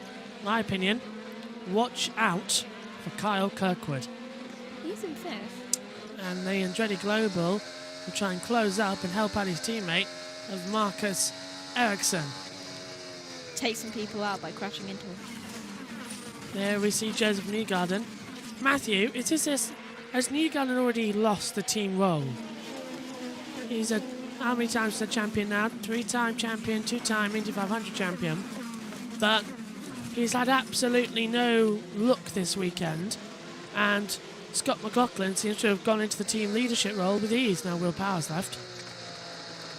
Such a down season for the whole organization, and Newgarden nearly went the year winless. He did win the finale to get a victory on the cards for 2025, but you know, qualifying has seemed to be an issue for Joseph for the last couple of years, and qualifying an issue again this weekend. Started 23rd, just the 8th time in his career he started outside the top 20 while driving a Penske car. So he's made plenty of overtakes today, whether it be on the track or on pit road, to climb from 23rd to 11th. But you can't spot guys like Palou and McLaughlin and O'Ward that many positions on the start. You're never going to make up as many as you need to consistently against those guys if you're starting at the very back. And whoa, he clips the curve with the left side through turn 2. He is really humming this race car to try to get after Graham Rahal. Yeah, he's running in 11th position at the moment, trying to break into the top 10. And Omi, you called many races last year on ovals where Newgarden looked promising and then dropped off at the last seconds. Yeah, absolutely, I did. There was quite a few I did. So we very much had a mix, but I would say that was the common theme that I really got to cover plenty of times as well. So I'm hoping that this time around it can remain good, be good from the start, remain good at the end, and you know, it's happy days by the time the checkered flag comes out. But it's a lot more complex than it just being like that. There will be bumps across the season, but it's about minimizing it.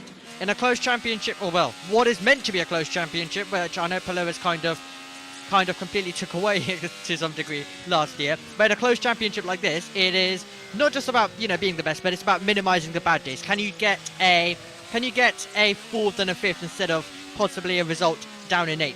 It's about being consistent and getting all the results in as well. Or I guess if you want to be Alex Palou, then if you just want to win every race, then I guess that also works. Yeah. Well, again, you know, this is a full season championship, as we well know. There's no points reset. Hello. But it's such a short season. I know it feels like a long season. It's only 17 races, so you cannot 18. afford... that's right, 18 with DC. Thank you. So 18 races, you cannot afford many bad finishes. You really only have one mulligan that you can really afford to use throughout the season. And again, Palou seemingly never uses a mulligan, which makes it even harder for everyone else. And he has really pulled away from Ericsson over these last couple of laps. Ericsson was never behind McLaughlin this much in the opening run. It's 1.6 seconds. And then Ericsson's pulled 2 seconds on McLaughlin from 2nd to 3rd. So Palou doing what he always does, which is once he gets in control of a race, he just constricts the life out of the rest of the field, and he's really legged it out on Ericsson and McLaughlin. He's got bus lengths on them now.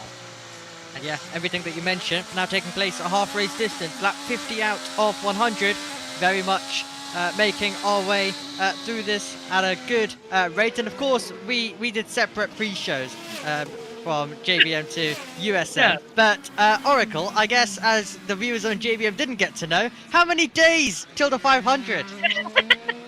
Yes, we are on the countdown to the 110th Indianapolis 500-mile race, which is 84 days away. Very excited. We're also very excited that it's the first day of March, so madness awaits for us this month, and then we're only a couple of months away from the greatest racing month of the year. Very excited.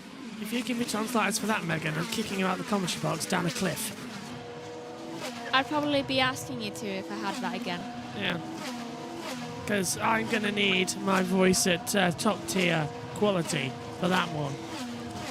Well, I never intended to get it in the first place. And do you know what's even just like I'm going to say strawberry on top because obviously I can't say cherry on top, can I? She's allergic to cherries. Like, deathly allergic. Do you know when the other throat spray made me, bleh? The honey, oh no, that one. No, the other one. Oh, honey and lemon, the one I have. Yeah, it got on my tongue twice. Oh, I like it. I liked it too, but the taste of it just like made me... Look, whatever gets you through the weekend. I've got some vocal things here I should actually have. Some soothers. It has slightly torn one of my tonsils. Only slightly, but I now have a slightly torn tonsil. To go with you, yeah. Yeah, to go with my pounding headache, which keeps getting worse and worse and worse. And we've put you in with the 25 loudest American single-seater open cars. Yeah. Ramming through your headset. That's just what we like to do. I keep having to take my headset off slightly. Do you want to use the lip mic? No. I think that's what caused this mess. There we go. There we see Alex Palou leading in the number 10. Well, can we briefly talk about the Freedom 250? The 18th race that Donald Trump... You're the one bringing it up. You're the one bringing it up. Yeah, no. But Donald Trump literally executive ordering an INDYCAR race be forced into the calendar, which now means it's 5 races in 6 weekends. I think the man should have had bigger priorities in a race. Yeah, but that day, his name came out in the Epstein files. Oh, so that's what he decided to do that day? Yeah. That day a race. Yesterday a ram. Yeah. Give him a whole hog. What's he going to do next? Say, we're now doing motorbike racing. Don't ask that question. Don't ask that question. What's next? NASCAR. Well, there's already rumours that he'll be NASCAR attending the San Diego race, which is NASCAR's version of the 250 celebrations. Oh, I very much believe that he will, because that'll be on the naval base, and there won't be as big of traffic issues getting in and out. I think if I read this correctly, the Truck Series race, which is on that Friday, they're not selling tickets to. It's only for members of the military base and their family. Oh, and the media. Of course, yeah. So if anybody wants to, me and Matthew have media passes. So if anybody wants to give us some money for some flights, we'll go over there and we'll cover it for you. By the way, you mentioned that Will Power was going to come back into the race, and he just has. He's just come out on the last couple of laps, and the reason for that is now that Scott Dixon is out of the race, Power can overtake Dixon for the 22nd finishing position, and that would, of course, be an extra point in the championship standing. So they've sent Power back out to make enough laps to at least overtake Dixon to get that extra finishing position. Yep, everybody gets points in INDYCAR. Huh. Points from 50 at the top, right down to 25 to 1 at the bottom. Like I know you didn't finish, but here's a lollipop. Well, you have to, correct me if I'm wrong, Matthew, you have to finish to still get points, correct? No, everybody does get the points as long as you complete a lap, I believe is the. Oh, that's the new. There's the new rule coming for that one. Oh well, Mick's not getting a point. No, that's a point actually. Neither Santina Ferrucci. They didn't complete a lap. I might have to double check that, but I believe it's as long as you complete a lap. But I will double check that. Me, if I was in INDYCAR, I'll complete a lap. Oh no, I've crashed. I'm going to eat food. Just that explains why Danica Patrick's lap total is so high. Because you want to So there's a possible chance I could get a few points on the board. If you complete a couple of laps, yeah. That'd be wow. Exciting. Oh look, that point's mine. I still love how Richard Penny, by the way, the king, stayed on the track in his old NASCAR and actually started scoring because he went was it 2-3 laps ahead? He wouldn't come in. So we had to reduce it, and he was actually on the timing and scoring page, and they black flagged him. By the way, just want to bring to everyone's attention the gap between first and second is swelling each and every lap. It's up over 3.7 seconds. It's still 2 seconds to from Ericsson to McLaughlin, but Alex Palou has gotten the lead, and now he is stretching it out. And I mean, there's still pit stops to be made in this race, perhaps under green, and we saw the jockeying for position when we had the last pit stops, but Palou's trying to stretch it out so far that no one's going to be able to overtake him on a shortcut or an undercut. So what about let's just say once again, we've got the IndyCar don't change until 2028, so we've got these regulations for another 2 seasons. Those 2 seasons are going to completely be dominated by Alex Palou, aren't they? I mean, in all honesty, that's what's going to be the case. As long as he doesn't go to F1, I guess. Yeah, there's a rumour going around that he's joining Formula 1 next season, isn't he? I wouldn't mind taking him to his friends. Might make this a bit more exciting. I think every IndyCar driver on the grid wants him to, like, please, go. Take off. Question is, where would you put him? Now, that's a question for you lot. I know Amy just said in a seat, but that's being rhetorical. Where would you put him? What team? Good question. Wherever there's an opening, I'd assume. Is he Red Bull backed? But then again, every time an IndyCar driver goes over into Red Bull Formula 1, Sebastian Bourdais, it doesn't really go well, does it? Scott Speed. See, I'm about to be completely out of the loop on Formula 1. I'm going to have to rely on you guys because I'm not paying for another streaming service to watch Formula 1. I'm not doing it. I pay for enough streaming services, and I'm not going to pay for yet another one only to get up at 7, 8, 9 in the morning to watch a race that will be dominated by 1 or 2 drivers. Not doing it anymore. You're really out the loop, aren't you? Yeah, that was a couple years ago. We've got 4 teams in the hunt this year with the regulation changes, so that's 8 drivers. That's what they always say. Yeah, but this year it's actually true. 22 is a good thing. Yeah. We can't actually work. We left Bahrain testing, not being able to work out who's where. I think we all agree Ferrari were at the top. But that's what they always say after testing. Oh, there's 4 teams that are really good. Yeah, but whole new regulation. I think Ferrari have got the best car, personally. Who are we well, trying here's to... hoping. Let's wait and see.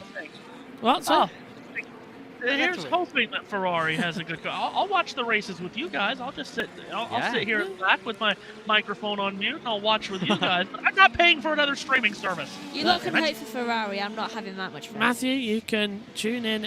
The box is always open for you, my friend. Question. What? Who are we talking about putting in an F1 team? I was too busy Alex trying to Palou. Oh. I reckon... I mean, if he's going to race like this in Formula 1, put him in a Ferrari, please. Mercedes. Not a bad shot to put in Mercedes, to be fair. Red Bull would be good if Max Verstappen leaves. Or if his second seat gets vacated again. I did hear about that apparently he's not having fun driving with Max, please. No, Max is not. He described it as a Formula E car on steroids. Oh, I really feel for him. I mean, you know, people that work 9 to 5, go to school for 9 to 5, they don't have fun, but he gets to drive racing cars, you know, a few days out the week. I really feel for him. Yeah, I mean, he's got a kid, he's a stepdad, so 2 kids. He's got a wife. Is he racing? Who's older than him. So, you know, that's handy because then when they go to the cinema, they can get away as mother and child. Okay.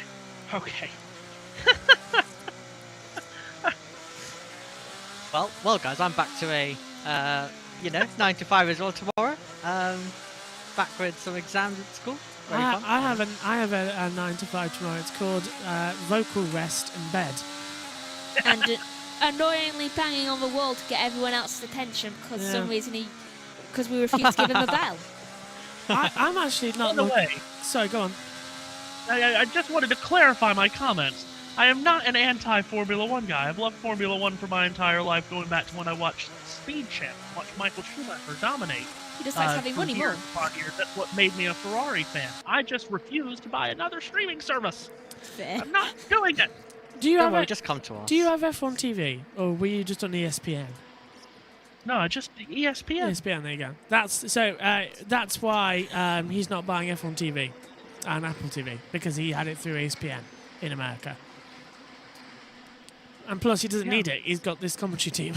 Yeah. The things I pay for: Paramount Plus, Peacock, Netflix, Hulu, Disney Plus, which that's a bundle, HBO Max. I mean, we're getting that already. We've got HBO Max coming soon. Yeah. I look forward to and that. yes, I was getting the Sky Sports stream from ESPN. That's exactly what I was getting. No, I didn't realize that it was as hated as it was around the world, but apparently many people just hate the Sky Sports coverage. No, to be fair, I mean, that's why we sort of started what we did, Ulterior coverage. So come through. Right, Palou's leading by about 7 days. This is incredible, the way the gap has... I mean, he continues to put laps 63-second bracket each and every lap, and I mean, he's turning it into another lapper. You know, I don't think people dislike Alex Palou. I just think people dislike Alex Palou making IndyCar racing boring. It's the Sebastian Vettel effect. And the Max Verstappen. Pretty much. Yeah. And the Max Verstappen effect, yeah, you're right, yeah. And I'll tell you one thing as well. If the Cup race has more drama than this, I'm going to regret missing the Cup race. Why? Because you saw Mick Schumacher. Because I'm actually trying to debate whether or not the Cup race will be going to be quicker than the St. Pete race. What we are now, hour 10. You know good and well what's going to happen late is there's one person's going to have a crash, and then we'll go into overtime many times because they won't get through turn 1. Yeah, that's why I'm skipping this one. I'll be watching though from my bed, boys. So I'll be watching, propped up with a pillow, with you guys on one monitor and the TV feed on another. You should be going to bed. Lovely. And I'll be watching, screaming at Matthew for missing something. You can always just text him. I do text Matthew a repeatedly. lot. I text Matthew a lot during the race. He never sees them in time. He's like Toto Wolff. He doesn't check his email during the races. That's very true. I always have my phone next to me, but I'm often not looking. I remember I once wanted a shout out. I didn't get one because he saw it. I will try to be more circumspect about that. Thank you. What I might do is I might pop in during the stage breaks to give my analysis. I think that's a fair bet, isn't it? Oh. What happened to vocal rest? No, you're meant to be on vocal rest. There's no need to be talking. Your analysis isn't needed. Don't worry. It's my channel. I'll come in if I like. Yeah, I might pop in during the stage breaks and give my opinion on what's happening. Oh, no. Nina's right. What? You just can't stay away from work. No, I can't. Well, I don't like leaving NASCAR round 3 of the season. I'm used to it like it's a couple of weeks later and there's a clash. By the way, Scott McLaughlin really starting to run down Marcus Ericsson. Remember, there were just 2 seconds between those two a couple of laps ago. Now it's basically nothing. McLaughlin has got the rod and reel out, and he has lassoed Ericsson in. And we might have a great race for second here between those two and maybe even Marcus Armstrong. Fishing terms now on the broadcast. That's how much we've lost track of it. Well, we are right next to the marina, aren't we? We are, yep. And did you see the dolphin the other day in I believe, qualifying? Yeah. It's a dolphin? Yeah, the dolphin came through. Come on, what have you got, Scotty Mack? On the inside line, down into turn 10 at Bayview Drive. It tried to steal a car. Yeah, so there was a boat coming through, and then all of a sudden a dolphin leaps in front of it. It's like, you have to pay a toll. This just sort of went over. It's quite fun, but Matthew, I think Scotty does know that he can have a run on towards turn 1. Ericsson's going to go defensive here, but Scotty Mack has got to go for it now. Slipstream of him down to the end of the front straightaway. He's not taking a peek this time. Might try to maximize his exit out of 1, 2, and 3. But McLaughlin is all over the back of Marcus Ericsson. And Marcus Armstrong is watching this with a lot of intrigue. So too is Kyle Kirkwood. Defensive line from Ericsson going into turn 4 will not allow a sliver of space for McLaughlin to try to exploit.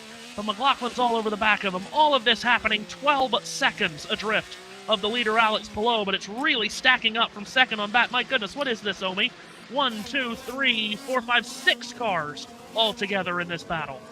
Yes, it's a whole gaggle of them fighting away, and let's see whether we're going to get anything come out of it. Are we going to be able to see McLaughlin make this move on Ericsson? What about Armstrong? Because of course, it can sometimes be pass or be pass. You need to wait for the chance. If you get it wrong though, if you're offline, it could open the door, and it could mean that you are falling backwards, which is not what you want. Good traction for McLaughlin. He got a great run out of the hairpin, and he is going to pull out to driver's right to the inside of Ericsson. Side by side on these painted lines under braking, that can be tricky, but McLaughlin's gotten it done very well indeed. Up into the second position goes McLaughlin, overtaking Ericsson, who's now going to be left vulnerable to Armstrong and Kirkwood, and then two more McLarens and Award and Lundgaard. McLaughlin already streaking away from Ericsson. Here goes Armstrong to his inside, can't get alongside in 4. Again, that was superior from McLaughlin. He knew where to go on the circuit and just took the position with supreme patience, I would say. But also, Marcus Ericsson's dropping back. The gap now 13 seconds between McLaughlin and Palou. So this battle is dropping back massively. I reckon Ericsson's tyres are dead. Probably. Well, I do believe they said they put on used sauce. Was that the correct? Yeah. Do I have that right? They've done 28 laps, Matthew. We're seeing on our timing launch up here in the box. I didn't have anything else. No, but Scotty Max has done 29, and yet he's still able to get ahead. So how much pressure... And who's that diving into the pit lane? That's Carl Kirkwood. Kirkwood, yep. And that's probably a really good time for Kirkwood to do that. Oh, look at Armstrong! Oh, and Ericsson pushes Armstrong all the way down towards the pit wall, and now Armstrong is deep into turn 1. He goes way deep into the corner. Ericsson gets back by, Award gets by, Lundgaard gets by, but Marcus Ericsson, that was a naughty, naughty thing to do. Now, going to turn 4, look at them scissoring back and forth across the track. McLaren's overtaking each other as well as they come back through on the inside. Lundgaard gets ahead of Pato O'Ward, but did Hauger get through on Armstrong just before? That's what I want to see. No, he didn't. But in my opinion, Ericsson needs a penalty. Well, I mean, he took him all the way to the pit wall, and now Ericsson again is under pressure as he's got Lundgaard, who passed O'Ward, and here's Lundgaard making a big dive at 10, and Ericsson can't keep him behind. Lundgaard passes Ericsson. Now Ericsson slow on the exit of 10. Pato O'Ward fills up his mirrors going to the chicane and then into the hairpin. Ericsson is dropping like a stone here as he has dropped anchor. Got an engine problem. Needs to pit road, and he is. In pits. Yeah, I think he's got an engine problem. Also coming in is Marcus Armstrong, so Armstrong might give a 41 to him there in the pits, but I was looking at his engine mapping. It was all wrong. It was all wrong. Simpson in 2, Megan just said to me. Yeah, here we go, pit road. The 28 in the pit stall. Jack, how's it look? He's actually already been in, James. He's already on his way back out. Palou the biggest thing, they in. went with the new red soft tyre. The end of that stint was getting pretty dicey, but to be on the podium in this series, that's what it takes. Race leader is in, Matthew. Race leader is in. So now that's going to give Scotty Mack the advantage to either push another lap or come back in. Well, Palou had a 14-second lead, so smart to come down pit road here before anything happens and you get caught out with a caution. So here comes Palou on his own island in his own zip code. Down pit road comes the DHL number 10 Honda for the driver that's won 4 of the last 5 IndyCar championships. Needs a clean stop here. Doesn't even need to be quick, just clean. Less of wing in the front, but this pit stop is going to be ever so important for him to get that lead and keep that lead. He's off. Good stop there, Omi. Black Primary's putting on a little bit of fuel. He'll come out, I think, just behind this little battle, and he gets out ahead. Is that ahead of the Penske? Yes, it is. Might be Newgarden, is it? Yeah, it's Newgarden. Go on, Omi. He just got ahead of Newgarden, but Newgarden's going to have the tyres warmed up. Newgarden is going to find himself all over there, the back. He's through. He's ahead. He's through.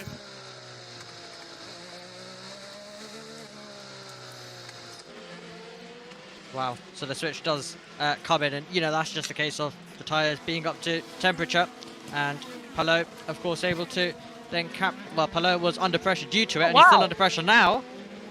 Rinus VeeKay gets through him at turn 10. I was not expecting that.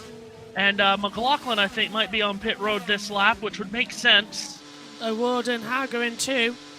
So this is going to be a good run.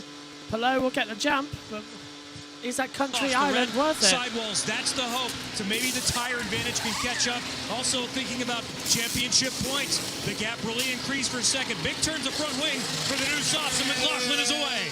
That was a long stop. Also coming now, Pato. Down pit lane, in comes Pato O'Ward. Team ready for him. Here's Kyle Kirkwood coming through turn 1. McLaughlin exits. They're going to blend right and pit out. Oh, this is going to be super close. Kirkwood is flying, the fastest car on track. Yeah, Kirkwood's going for it. McLaughlin defends the inside line down to turn 3. Around the outside, they're going to make contact. They do make contact, but they don't end up in the barrier like a couple of years ago when McLaughlin ended up there with Grosjean. Yeah, that looked just like McLaughlin and Grosjean from a few years ago. I was thinking the same thing, but Kirkwood has gone through. So McLaughlin's got to get those soft tires up to temps very quickly because he would have a tire advantage being on softs from Palou, but he's so far back, and now he's lost even more time as Kirkwood's gotten by. That was really well done by Kyle Kirkwood, and very brave to stick it around the outside at turn 4. Omi, there was slight contact here, though, on the front wing. Yeah, absolutely lucky to not cause a puncture as well, with how close it really did get, because, yeah, it could have easily led to a moment like that, but well avoided. I'm surprised that they didn't crash, but Surprised you cut the tire. I think that was a good overtake, and I think he fought it out well, and I think he had faith in himself to actually manage to be successful with that overtake. Race leader is Joseph Newgarden, and he is coming down pit lane this time by as we ride on board. Dixon is officially out. Power has now overtaken Dixon, Matthew. That was what you were calling for when it's so presumably. Well, if I was Will Power, I'd keep going, because you never know who else is going to drop out. Yeah, if he could get Stingray Robb to drop out, he might be able to overtake him because, they're 25 laps separated and there's 30 laps to go. Newgarden, as you mentioned, now on pit road. So too is VK. So Palou will reclaim the lead of this motor race. How far is he going to be ahead of Kirkwood? I mean, his lead was about 14 seconds on McLaughlin when the pit stop cycle started. Now we're seeing how far ahead of Kirkwood he is, and it looks like it's about 8.5 to 9 seconds. So it's still a very healthy lead for Palou. And of course, between he and Kirkwood, he has the cars of Foster, Rosenquist, and Malukas. Wow, David Malukas up to 4th after the struggles of his day. They haven't stopped yet. They're still on 28-lap-old black primary tyres, so they're praying for another caution to come through as we take a look through the back straightaway. Is that a piece of debris found? More debris again, and that's very late on the inside! Oh! Kyle Collette with an aggressive block on Nolan Siegel, and that could have been the caution that we were just talking about, but the rookie Collette and the youngster Siegel in his second year at McLaren, very close together. This is the World Championship for 18th. Apparently, today, if your name's Kyle, you're just deciding to go insane on the circuit. Everyone else there? Well, they are going nuts out in America. We're in St. Petersburg, Florida, in case some people were thinking earlier on we were in Russia. We're not. I would say we don't want to go to possibly a war zone, but, well, yesterday... Siegel's locked up! She's gone for the lunge this time! Did he make it stick? No. No. Up and under. Nice. Return back of position. So, yeah, well held. Well held there from Collette. Do you know what I wonder? If a crocodile's ever made it onto the circuit. We've had lizards here before, same as in Singapore. Just very small crocodiles with less bite. Didn't we have... What did we have here one year, Matthew? We had something on the back straightaway, do you remember? I do remember what you're talking about. I can't remember what it was. It wasn't an alligator, was it? No, I don't believe so. Something made on here, down towards turn 4. Something was on the circuit a couple of years ago. A gecko? It could have been a gecko. I can't remember. But there's these certain lizard things that are in Florida that stop when they have extreme cold. Could it have been one of them? Could have been. Well, so when they have extreme cold in Florida, it actually shocks the system of the lizards. And yeah, they do. They fall out of their trees, which is very strange. By the way, Kyle Kirkwood just mentioned there was 8.5 seconds between Palou and Kirkwood. Now it's 7 seconds, so still a big gap, but Kirkwood is chewing time out from Palou. But again, the problem he's going to have is making up the gap and passing those 3 cars between them, Foster, Rosenquist, and Malukas. Of course, we would expect those 3 to come to pit road, obviously, at some point. We just don't know when. But Kirkwood is chewing time out. It's already down to 6.7 now. If they drop out of trees, do you think they'd evolve by now to just not go in trees when it's cold? We don't know how smart they are. Obviously not that smart. I think it happened in Toronto as well. This is a cold place. Toronto, we've had a couple of bits. Of course, we're not in Toronto this year. Disappoints me. It's a great racetrack. Where are we going? Markham. Markham, Ontario. Oh, great. Is that just while the World Cup and all that odds on? Yeah, so that's why they aren't in Mexico, which there were many rumors about last year about NASCAR and INDYCAR maybe doing a double in Mexico City. But with Mexico City having the World Cup and Toronto having the World Cup, they haven't done that, which is probably fair. Is pretty much. We'll see what happens next year with the calendar. Whether or not the Washington DC race stays on. This is dangerous. Nearly yawned. That would kill me. Oh, it does. Yeah, great. Thanks for that. On the last day of me having the really bad throat, I could not stop yawning all day. Oh, great. So, yeah, but that's just because I was really, really tired. Coma to go, please. Trust me, I wished I had one. But it really stretched out my throat, and it was so bad. Because, like, it was constant yawning. Pit road. Show kicked off with Jackson Rockets, Jameis Winston. You've now seen almost Georgia Henneberry interviewing Jameis Winston. What have you thought about it? I'm just grateful to see the precision that every racer is taking, every turn.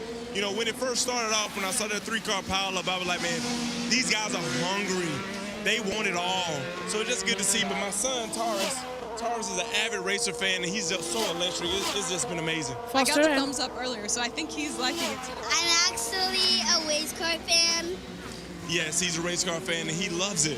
Like, so I think the obsession of all these guys out there giving their best effort today, like this is our first race, not just St. Pete Grand Prix. I never came to a race, and I've been studying cars by drawing them.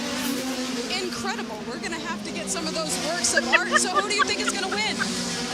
Man, we're so grateful for Fox, man. They brought him a car, and that's what he's like. He draws cars every day in school. He lives and breathes cars. Like when we take him to like K1 speed and things like that, like he's coming in first. Like he's really obsessed with it. So hopefully. Also, I take Lego trucks that aren't made out of Legos into race car Can we please move on from this, please? Everything that he's a part of is cars. So for us to be able, for Fox to allow us to come here and just experience this, like this is something that's so impactful. And obviously I know the importance of football and how that impacted me because I've been playing since I've been 4 years old. But to see the love that my... Do you want me to stop it, Matthew? Jameis, I swear that was the worst thing they could have done because once you get Jameis to start talking, he's not going to stop. And then, and apparently his kid is the same way. Oh dear. Can we give that child all the cars? I mean, I've just... Jameis, he's still talking. I can see on my second screen up here, which is the Fox feed, he's still talking. This year. Thanks so much for being here. You better believe it. We're going to be at more. Hopefully, I'm going to be your Fox Sports correspondent for more races. And we're going to turn this thing up, man. It's exciting.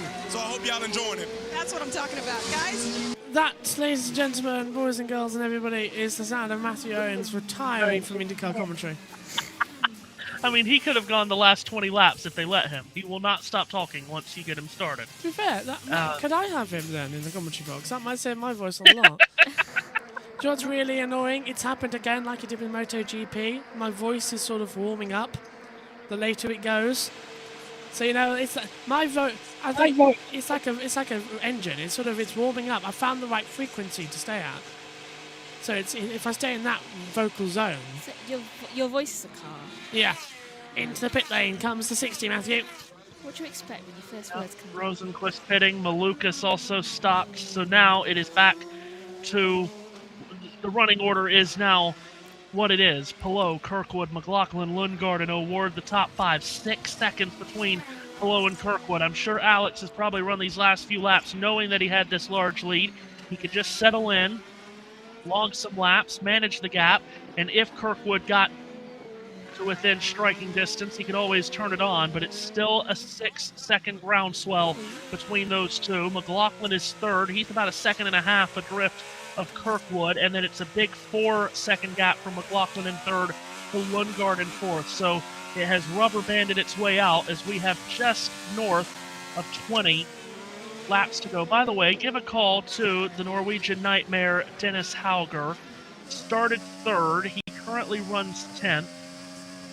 What a debut weekend for the Indy Next champion, now on the IndyCar level for Dale Coyne Racing. And that Dale Coyne team has run very well all weekend because Grosjean qualified in row 3 and is running 8th now. Gee, that's impressive. It's a good run, isn't it, at the moment for Dennis Hauger on debut? By the way, Award is close to throwing it into the barriers. Like, very close. I'm looking at his onboard camera up here in the commentary box. I hope he doesn't, because we're only 21 laps away from... Well, it's St. Petersburg. Anything happens. Or as one commentator called it once, St. Gentleman's Area Berg. That was quite an interesting fumble they did. Okay. Yeah, yeah. How does that happen? Google it. Kirkwood's cut half a second off of Palou on this lap again, so... Probably put commentator says before. Otherwise you might get something a bit different. Yeah.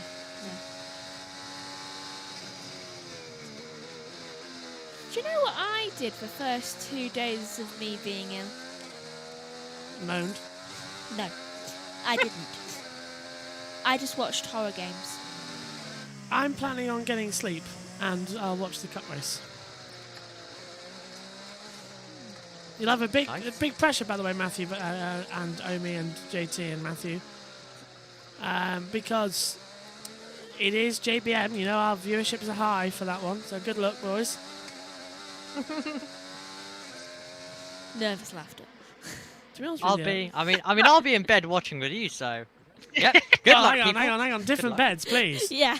before anyone gets into that one. Okay, but we don't have any of the baked goods here anyway right now. Because last week when I baked that thing, he said, "Oh, I should come round." What did you make? I think it was like shepherd's pie at the brownies. Oh, the shepherd's pie, yes. Matthew, what do you expect in the cup race tonight? Well, still to some level I expect Shane Van Gisbergen to wax the field, but qualifying, he did not have one lap speed in his car yesterday in qualifying like we anticipated him to have. He's starting down in 13th, which for him on a road course is like starting 33rd. But I still expect him to carve his way through the field. He finally got his first win at COTA yesterday in the Grand National race, but Tyler Reddick is going to be hard to beat again. He has never finished outside the top 10 at COTA. He's only finished outside the top 5 there once. 4 top 5s in 5 races there. He starts on the pole, trying to make history. No one's ever won the first 3 races of a Cup Series season. I expect it to be a match race between Reddick and Van Gisbergen. Ross Chastain qualified second. That was a big surprise. He went into the media center yesterday and said, "Hands up if you thought that I would be the highest qualified Trackhouse car," because he's going up against Van Gisbergen and Connor Zilic on road courses. And so we'll see, but I do expect it to be the Reddick and SVG show. By the way, I do like how Fox, with Alex Palou running away from this race by miles, although as we mentioned, Kirkwood has closed into within about 5.7 seconds. Fox shows up the Mid-Ohio highlight from last year when Palou threw it off track with a big lead, and Scott Dixon got by him. I mean, he's not going to throw it off track here today, is he? If he throws it off track, he's going to be in the wall. Yeah, and Omi was on the call for that Mid-Ohio race. You were taking over from me that day. You remember, it was you messaged me after saying you just missed the most dramatic part of the season. Yeah, absolutely, where it all changed. Where it all very much changed right at the end, because, you know, we were all just calmly waiting, and then all of a sudden it happened at the end, and it was energetic until we got to the checkered flag. Yeah, that was definitely one of the great moments, and one of the fun moments as well of last year. To be fair, most of the races I did were quite entertaining to some degree. We had the dull ones. Even the 500 was dull. That's what you've got to remember. Yes, it was. That was a long night. I just want to be taken back to the 2024 500 ending though. Oh. 84 days. Go on. 84 days. Is that water greens? What? Is that water greens? Where are you looking? The marina. The water. I think the next thing we need to do, though, I mean, it is only the 1st of March, so we got plenty of time. I think we need to get Omi on a NASCAR race. He's done O'Reilly. Yeah, I did that a few weeks ago. Full race as well. Really? Okay, I missed that. Okay. It was Get you on a cup race over with Matt and me at some point this season. Great. That'd be a lot of fun. Like that. You sound so excited. Get him on a road course. Oh, He'd be more excited. Sounds absolutely thrilled there. Although, to be honest with you, I'm going to be quite sad missing the NASCAR tonight, but I think I've chosen the right one to miss. Probably. It's a road course race. NASCAR never do well at road courses. Do you ask Matthew, can we just get rid of road course racing in NASCAR? Oh, Shane Van Gisbergen fans would not like that. Yeah, neither would AJ Allmendinger fans. But NASCAR fans don't like Shane Van Gisbergen, so win-win. It's a win-win.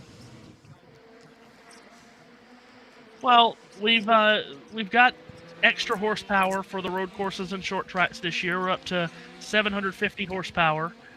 So, see if that makes any difference. It won't. As let's see. Oh, Jack Harvey is interviewing Dario Franchitti. Oh. We saw you on track getting a bit dicey yesterday with Jimmy Hinch. How much fun did you have out there? I had a great time, yeah. Sorry again, Hinch.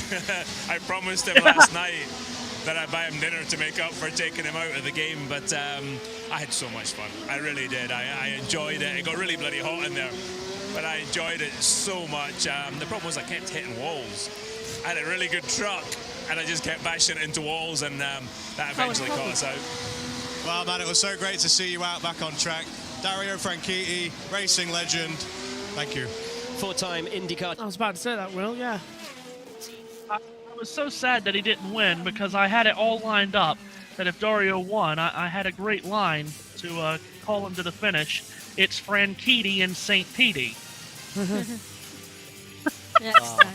Yeah. Now, you see, I would have gone for, it was Houston, we have a problem, to... Oh, boy. Yeah, and then I would have gone something different. Let's have a look. So, I would have gone with Houston, we have a problem, to ground control to Major Tom. Something about Florida, I don't know. I would have thought it on the high. Florida high, maybe, I don't know. But I would have worked in Houston somewhere because of that career-ending accident he had in 2013. By the way, gap has stabilized from Palou to Kirkwood, now 5.8. So Kirkwood did really well to cut what he did, to cut it off, but he's not going to get any closer than that, I don't believe, unless Palou really starts to back off for these final 15 laps. I've taken to sitting down in the commentary box, and the boys can see me on the comcam. You lot at home can't until I press this button, because all I've got alongside me is what looks like a waving nun.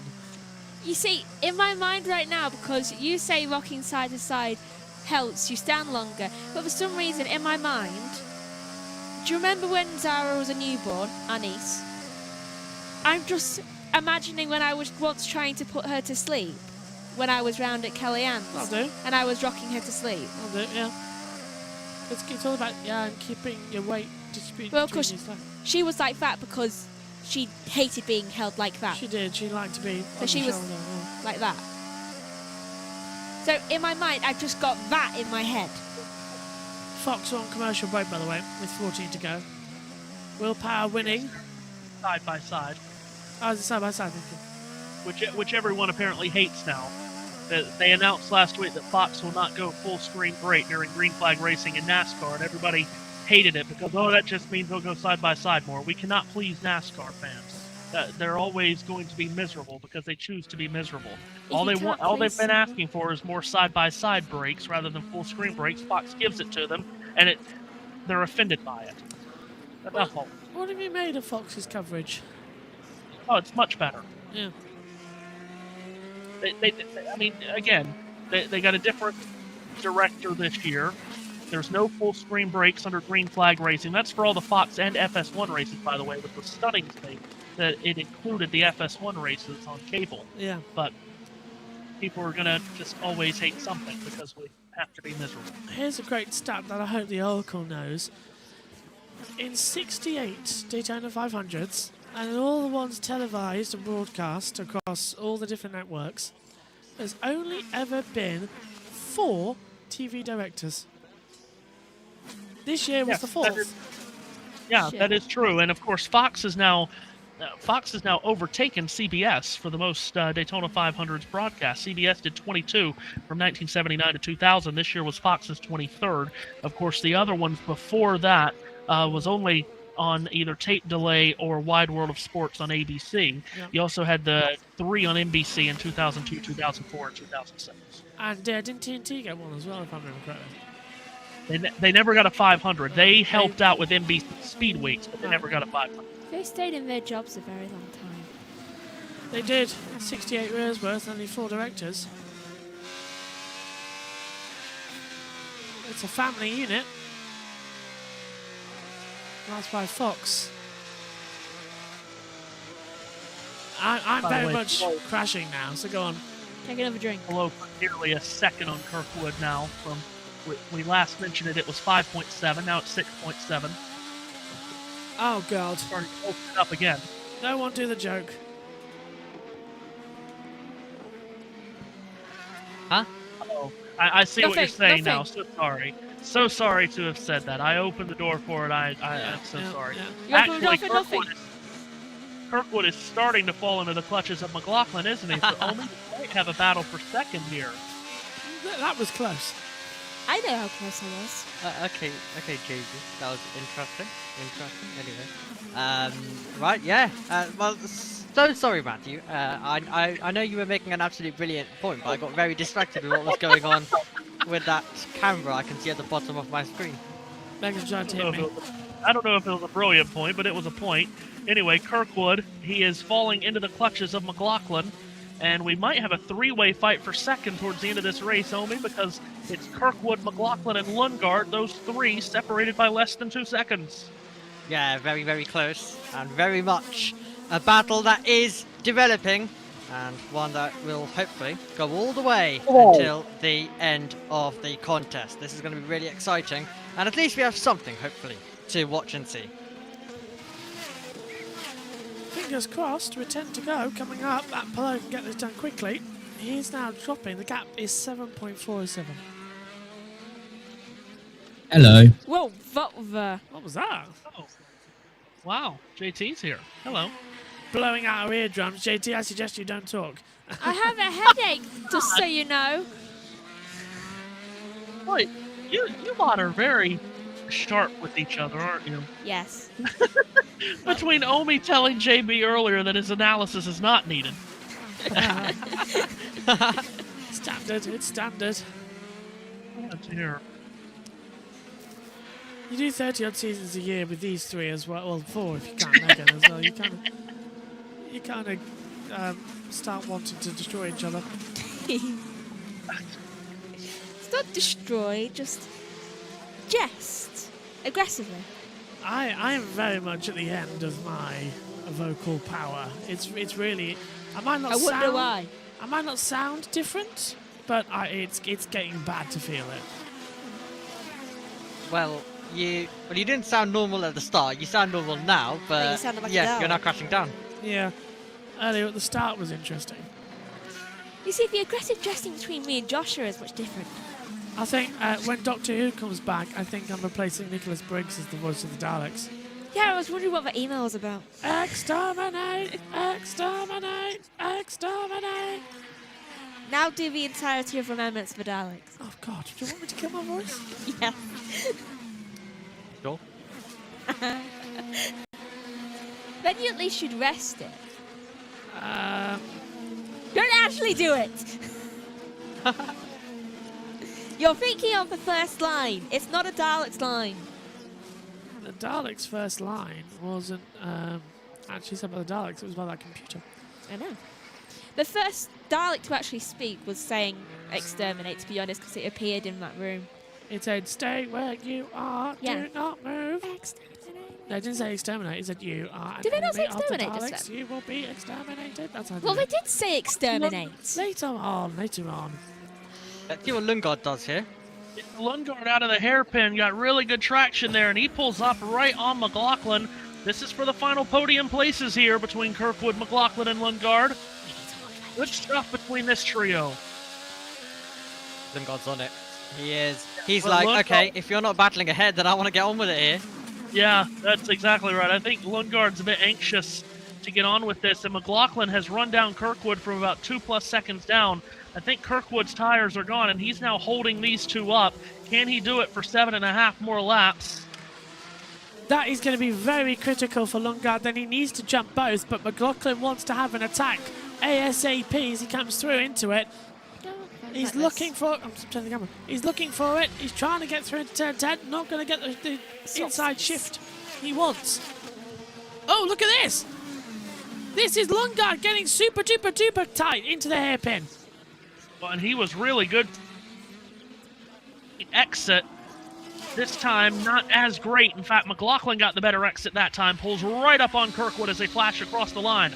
7 laps to go. All of this 10+ seconds behind Palou, who's heading towards another victory. So that's shocking to everyone that's just tuning in that Palou's heading towards another victory, but it's a great battle for the rest of the podium places here. And if these three keep mucking about the way they are, Palou Award could be on them by the time the race ends. Gap's only 4.7 seconds. It could be the case. Now, the thing is, look at Lundgaard. He's just railing him in. I will get to your question in the chat, by the way, in a second about the Daleks, but this is more important because we are here to talk about racing. But this is great. McLaughlin's going for it on the inside, Matthew. Ooh, almost went in the wall. Turn 10 move, and McLaughlin's through. Lundgaard. He's past Kirkwood, and now Kirkwood's going to be left vulnerable to Lundgaard, who comes to driver's left, and he's going to get around him into the chicane. So that's not a very good 5 seconds for Kyle Kirkwood. He loses second and third. And now it's Ganassi, Penske, and McLaren on the podium, and Andretti falls back. Over the line. Is Lundgaard going to have a look on the inside? No, he's not.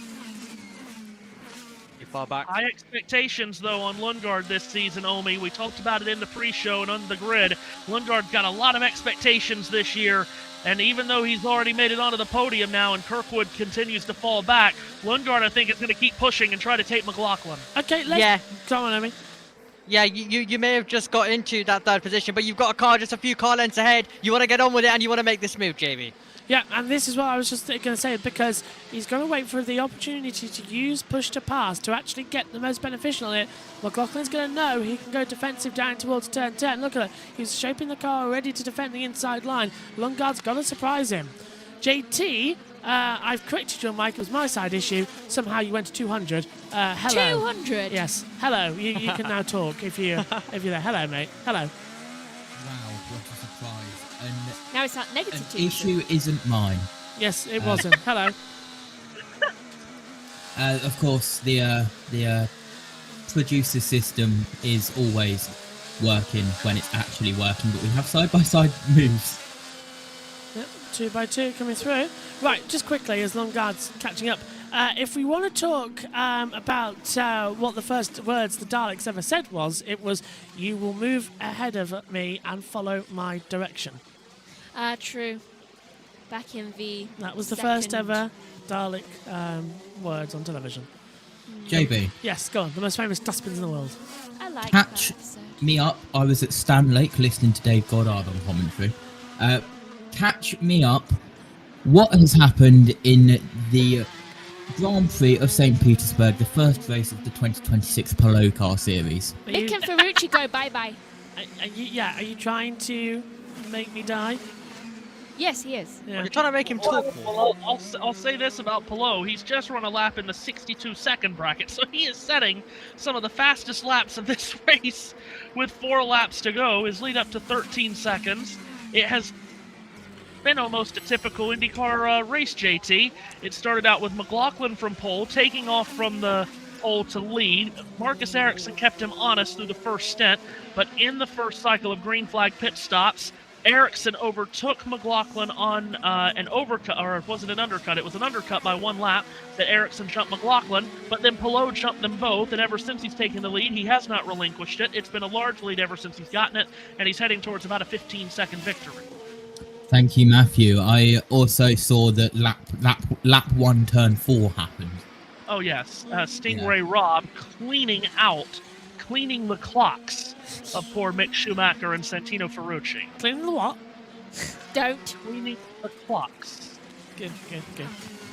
Had your clocks cleaned out. Is that just an American phrase, or am I? It sounds like okay. Maybe that was a harsh thing to say to an It American. sounds like another thing, perhaps. Okay, Yes, very good. Thank you. Yes, it does. Leave it. We're moving on very swiftly. JT, play the stinger. We need the moving on to the next storyline. Moving on to the next story. Thank you very much. Why are you Scottish there? I can't remember, and also I can't do it with my voice this way. Longard still closing in on McLaughlin. They've all got round about the same tyre advantage to what they all have. Palou's on black primaries of 30 laps. McLaughlin is on 29 lap-old red tyres. Same for Longard, but he's 28 now. Carl Coker's on 32, that's why he dropped back. I'm so fascinated by the lake there because it's got so many different colours to it.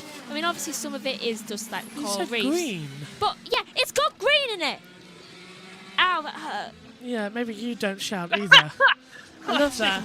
Megan's forgetting that she had it as well. Longard's going for it into turn 1, Matthew. I felt it on my ribs. Yeah, he might have a look. This is the penultimate lap, so he's only got one more chance after this in turn 1. Doesn't pull out this time. McLaughlin holds on. These two have pulled away from Kirkwood wildly by 9 seconds. Kirkwood falling into the clutches of a Ward. Could be a battle on for 4th before the finish, as we're down to a lap and a half to go into turn 4. Lundgaard Omi stays in the tire tracks of McLaughlin. Absolutely. Very much. It is game on. 32 seconds of push to pass left for McLaughlin. 25 for Lundgaard. Lundgaard, the attacking car, looking to try and get his season started in some style. He's got onto the podium, but as we described earlier, he's got second, car lengths ahead, and that is where he'll hope to end up by the time the checkered flag drops. White flag in the air, sponsored by Credit One Bank. Final lap for Alex Palou, who will put a lap on Nolan Siegel going into turn 1. The lead is over 13 seconds for Palou.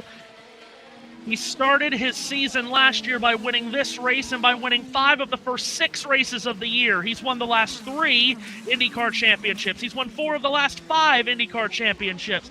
At an incredibly young age, Omi. At age 28, he'll be 29 a month from today. He's already writing himself into the history books, and he's going to get 2026 off to a great start as well.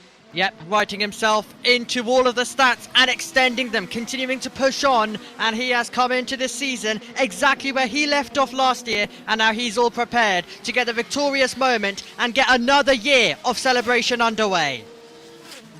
Through the chicane for the final time, no one near him, in front or behind, and Alex Palou through the hairpin for the final time, and that legendary yellow and red look for the DHL Honda comes to the twin checkered flags. Alex Palou says hello to 2026 in only the way he could, with a dominant victory in the streets of St. Pete.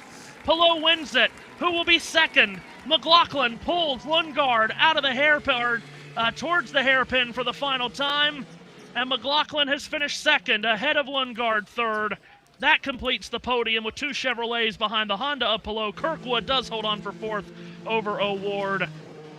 Oh, but JB, it never gets old for Alex Palou. It might get old for others, but it doesn't get old for him. In just his 99th start, it's win number 20. He's winning nearly 20% of his starts, over 20% of his starts. Well, it's got the right sponsorship, the DHL, because he really did send it in St. Pete and got a delivery. He wins the opening race of the year. Kevin Lees with Chip Ganassi. Back it up. You know, it's interesting. All the other teams aren't flat-footed over the off-season. They're working to try to beat us, and we work hard to keep a gap between us and them, and it's a challenge. You never know how hard they worked or how hard you worked, and I'm pleased with what we've been able to accomplish in the off-season to maintain some gap here, with the competition. Congratulations. Alex Palou seems to keep getting better and better for Chip Ganassi. Alex Palou wins in St. Petersburg. The season opener belongs to the young Spaniard. Scott McLaughlin second, Christian Lundgaard third, ahead of Kyle Kirkwood and Pato O'Ward. Megan, your final thoughts so you can disappear from the box. I thought it was good. I liked the crashing. Yeah, good race. I also like the wheel falling off. Well, flying off. Thanks for your help. When you gave me the lurgy. I can't help it. I don't know how that happened. Since you stay away from me all the time whenever I'm sick. Well, I love the fact is that your voice is very clearly back. Mine is still. Hold on. Mine's here, but I can't get there. What is your two's definition of staying away from each other when each other's sick? Because staying away from each other. The picture that I'm seeing now, if it is indeed correct and live, is you two sat within the 6 feet circle next to each other in a garage in a random place in Lincolnshire. But the thing is, I've already gotten over what he's got. Yeah, she gave Which is very grim. Very funny. Good point. Yeah, I feel grim as well. Megs, cheers very much. I'll see you later. Because I had tonsillitis. I still have the headache and a ripped tonsil though slightly. Yeah. Anyway, food's waiting for you, so off you go. Yes, it is. Bye, Megan. Have a good evening, week.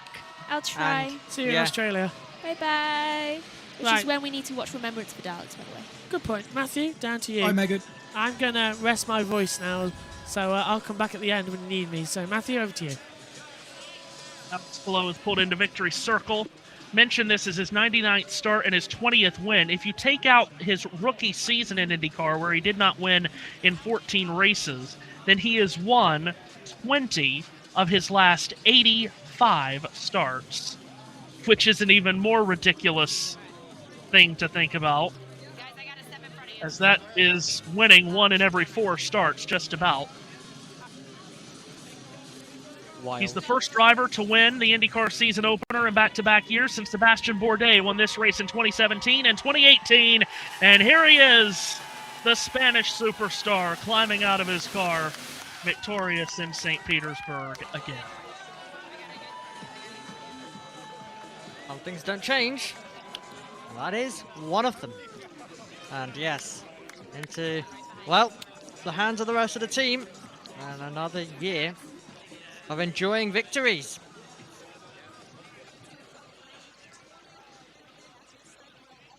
Congratulating just about everyone on his crew before he talks to Georgia. Back on the radio, starting 2026 with a bang. Welcome to the 2026 season. How much did you miss this feeling?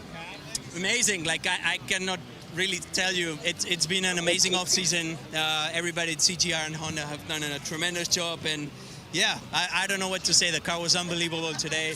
Felt like those Firestones were like everlasting. Like they would just keep going. I had an amazing car today. A lot of power, so yeah, cannot thank these guys enough. Congratulations from Chip Ganassi himself, and well-deserved. Almost a 13-second lead there. It's been a long off-season. There have been rule changes. The goal was to improve. How did you do it? This team, it keeps on improving, keeps on making new changes, and they just keep on raising the bar. So it's pretty impressive. Long season in front of us, but what a great way to start this season. Chip, how impressed are you?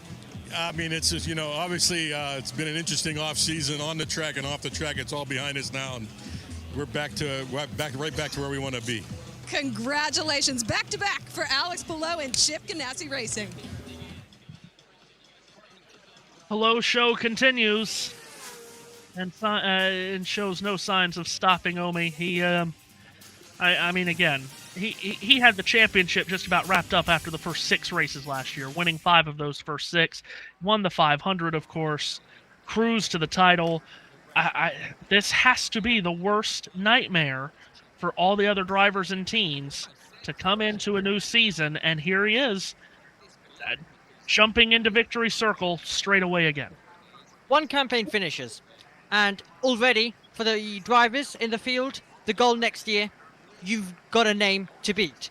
Next year begins, we've now had a race, and we've you know, they've not managed to beat it. So they've still got a long way to go. But as proven last season, you can pretty much get it nicely wrapped up after about 6 races. So, you know, we're going to have 3 done by the time, you know, we go through the next 2 weeks.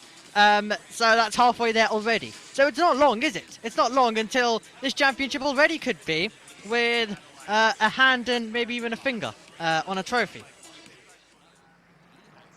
Yeah, it just has to be so demoralizing to the rest of the competition. But he is at the top of his game. He is, in comparison to the field in which he races against, Alex Palou is one of the best race car drivers on the planet right now. And he has won the season opener. This race had 6 different winners in the last 6 years prior to Palou winning today. As mentioned, first driver to win it in back-to-back years since Sebastian Bourdais in 2017 and 2018. First repeat winner in that span since Bourdais as well at this racetrack. Omi, what else did you think about the day? I can't help but look at those Dale Coyne cars. I know they dropped back from their starting positions, but still, what a tremendous, tremendous weekend for Romain Grosjean to start 6th and finish 8th, and the rookie Dennis Hauger to start 3rd and finish 10th. Yeah, still managed to get the top 10 for Dennis Hauger. It has been an absolutely extraordinary weekend. Yesterday, it was absolutely thrilling. It was great to see him up there and doing so well. And, you know, in a race, it's a completely different ball game. It was not going to be, you know, nearer to the top. Eventually, he could absolutely get there. He's got the potential. But for today, 10th is absolutely fantastic. And yeah, there was quite a few teams who will be satisfied. And then there will be, of course, some which cannot say quite the same. So there will be very much different emotions leaving this round. But, you know, it's all eyes now to in a week's time. Guys, can I be that guy? Okay. And I cannot believe the time has come. Matthew, you were mentioning how Sebastian Bourdais won it in 2017 and 2018. Right. Didn't Joseph Newgarden do the double in 19 and 20? Season opener, but not at St. Petersburg. St. Pete was not the opener in 2020. Okay, awesome. Yes, there you go. So we're just counting season openers. Got it. Yes, right. Oracle, you still keep your title. Yeah. Oh, we try. Omi mentions that in a week's time, not even a week, is it? Because round 2 of the season on the 1 Mile Bull Ring in Phoenix next Saturday. Remember, it is a Saturday race, March 7th at 3 p.m. Eastern Time. We'll have it on both of these channels, of course. The Good Ranchers 250 from Phoenix. Amazing to see IndyCar back at Phoenix. They did a test there just a handful of weeks ago.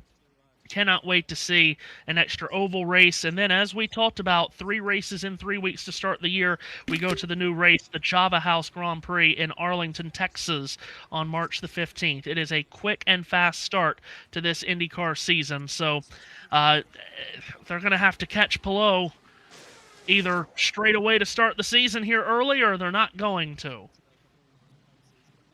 Simple as that. Really is just simple as that.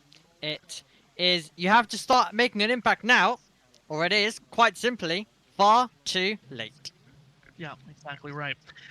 So, however you're watching us on JB Motorsports or on Ultimate Sports Media, we will be going off the air here in just a matter of moments, but then going back on here shortly for the NASCAR Cup Series Duramax Texas Grand Prix, Circuit of the Americas. The coverage here on the Ultimate Sports team starts at 3 p.m. Eastern Time. JB, what is it on JBM? Same time as you. It's co-production. Okay, very good. Just wanted to make sure on that. So only about a half hour until the action picks up at COTA. JB, I'll hand it over to you as we wind this one down. Good IndyCar season opener. It was entertaining at times, but in the end, it was the same old show, the Palou show. Same old, wasn't it, as well? Thank you, by the way, to everybody for assisting with me with my very damaged voice.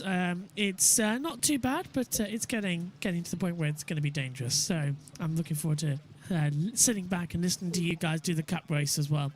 Palou, well, same old, same old. Trust him to just take the season home now. Let's see what he can do when we go to Phoenix next week. It's an oval, and he's 50-50 on those. Okay, so we're going to sign off now on JB Motorsports, and then Matthew can sign off on USN. What an absolutely amazing weekend we have had here from St. Petersburg, from INDYCAR to the trucks. We'll catch you next time when we go racing in Phoenix. Bye-bye.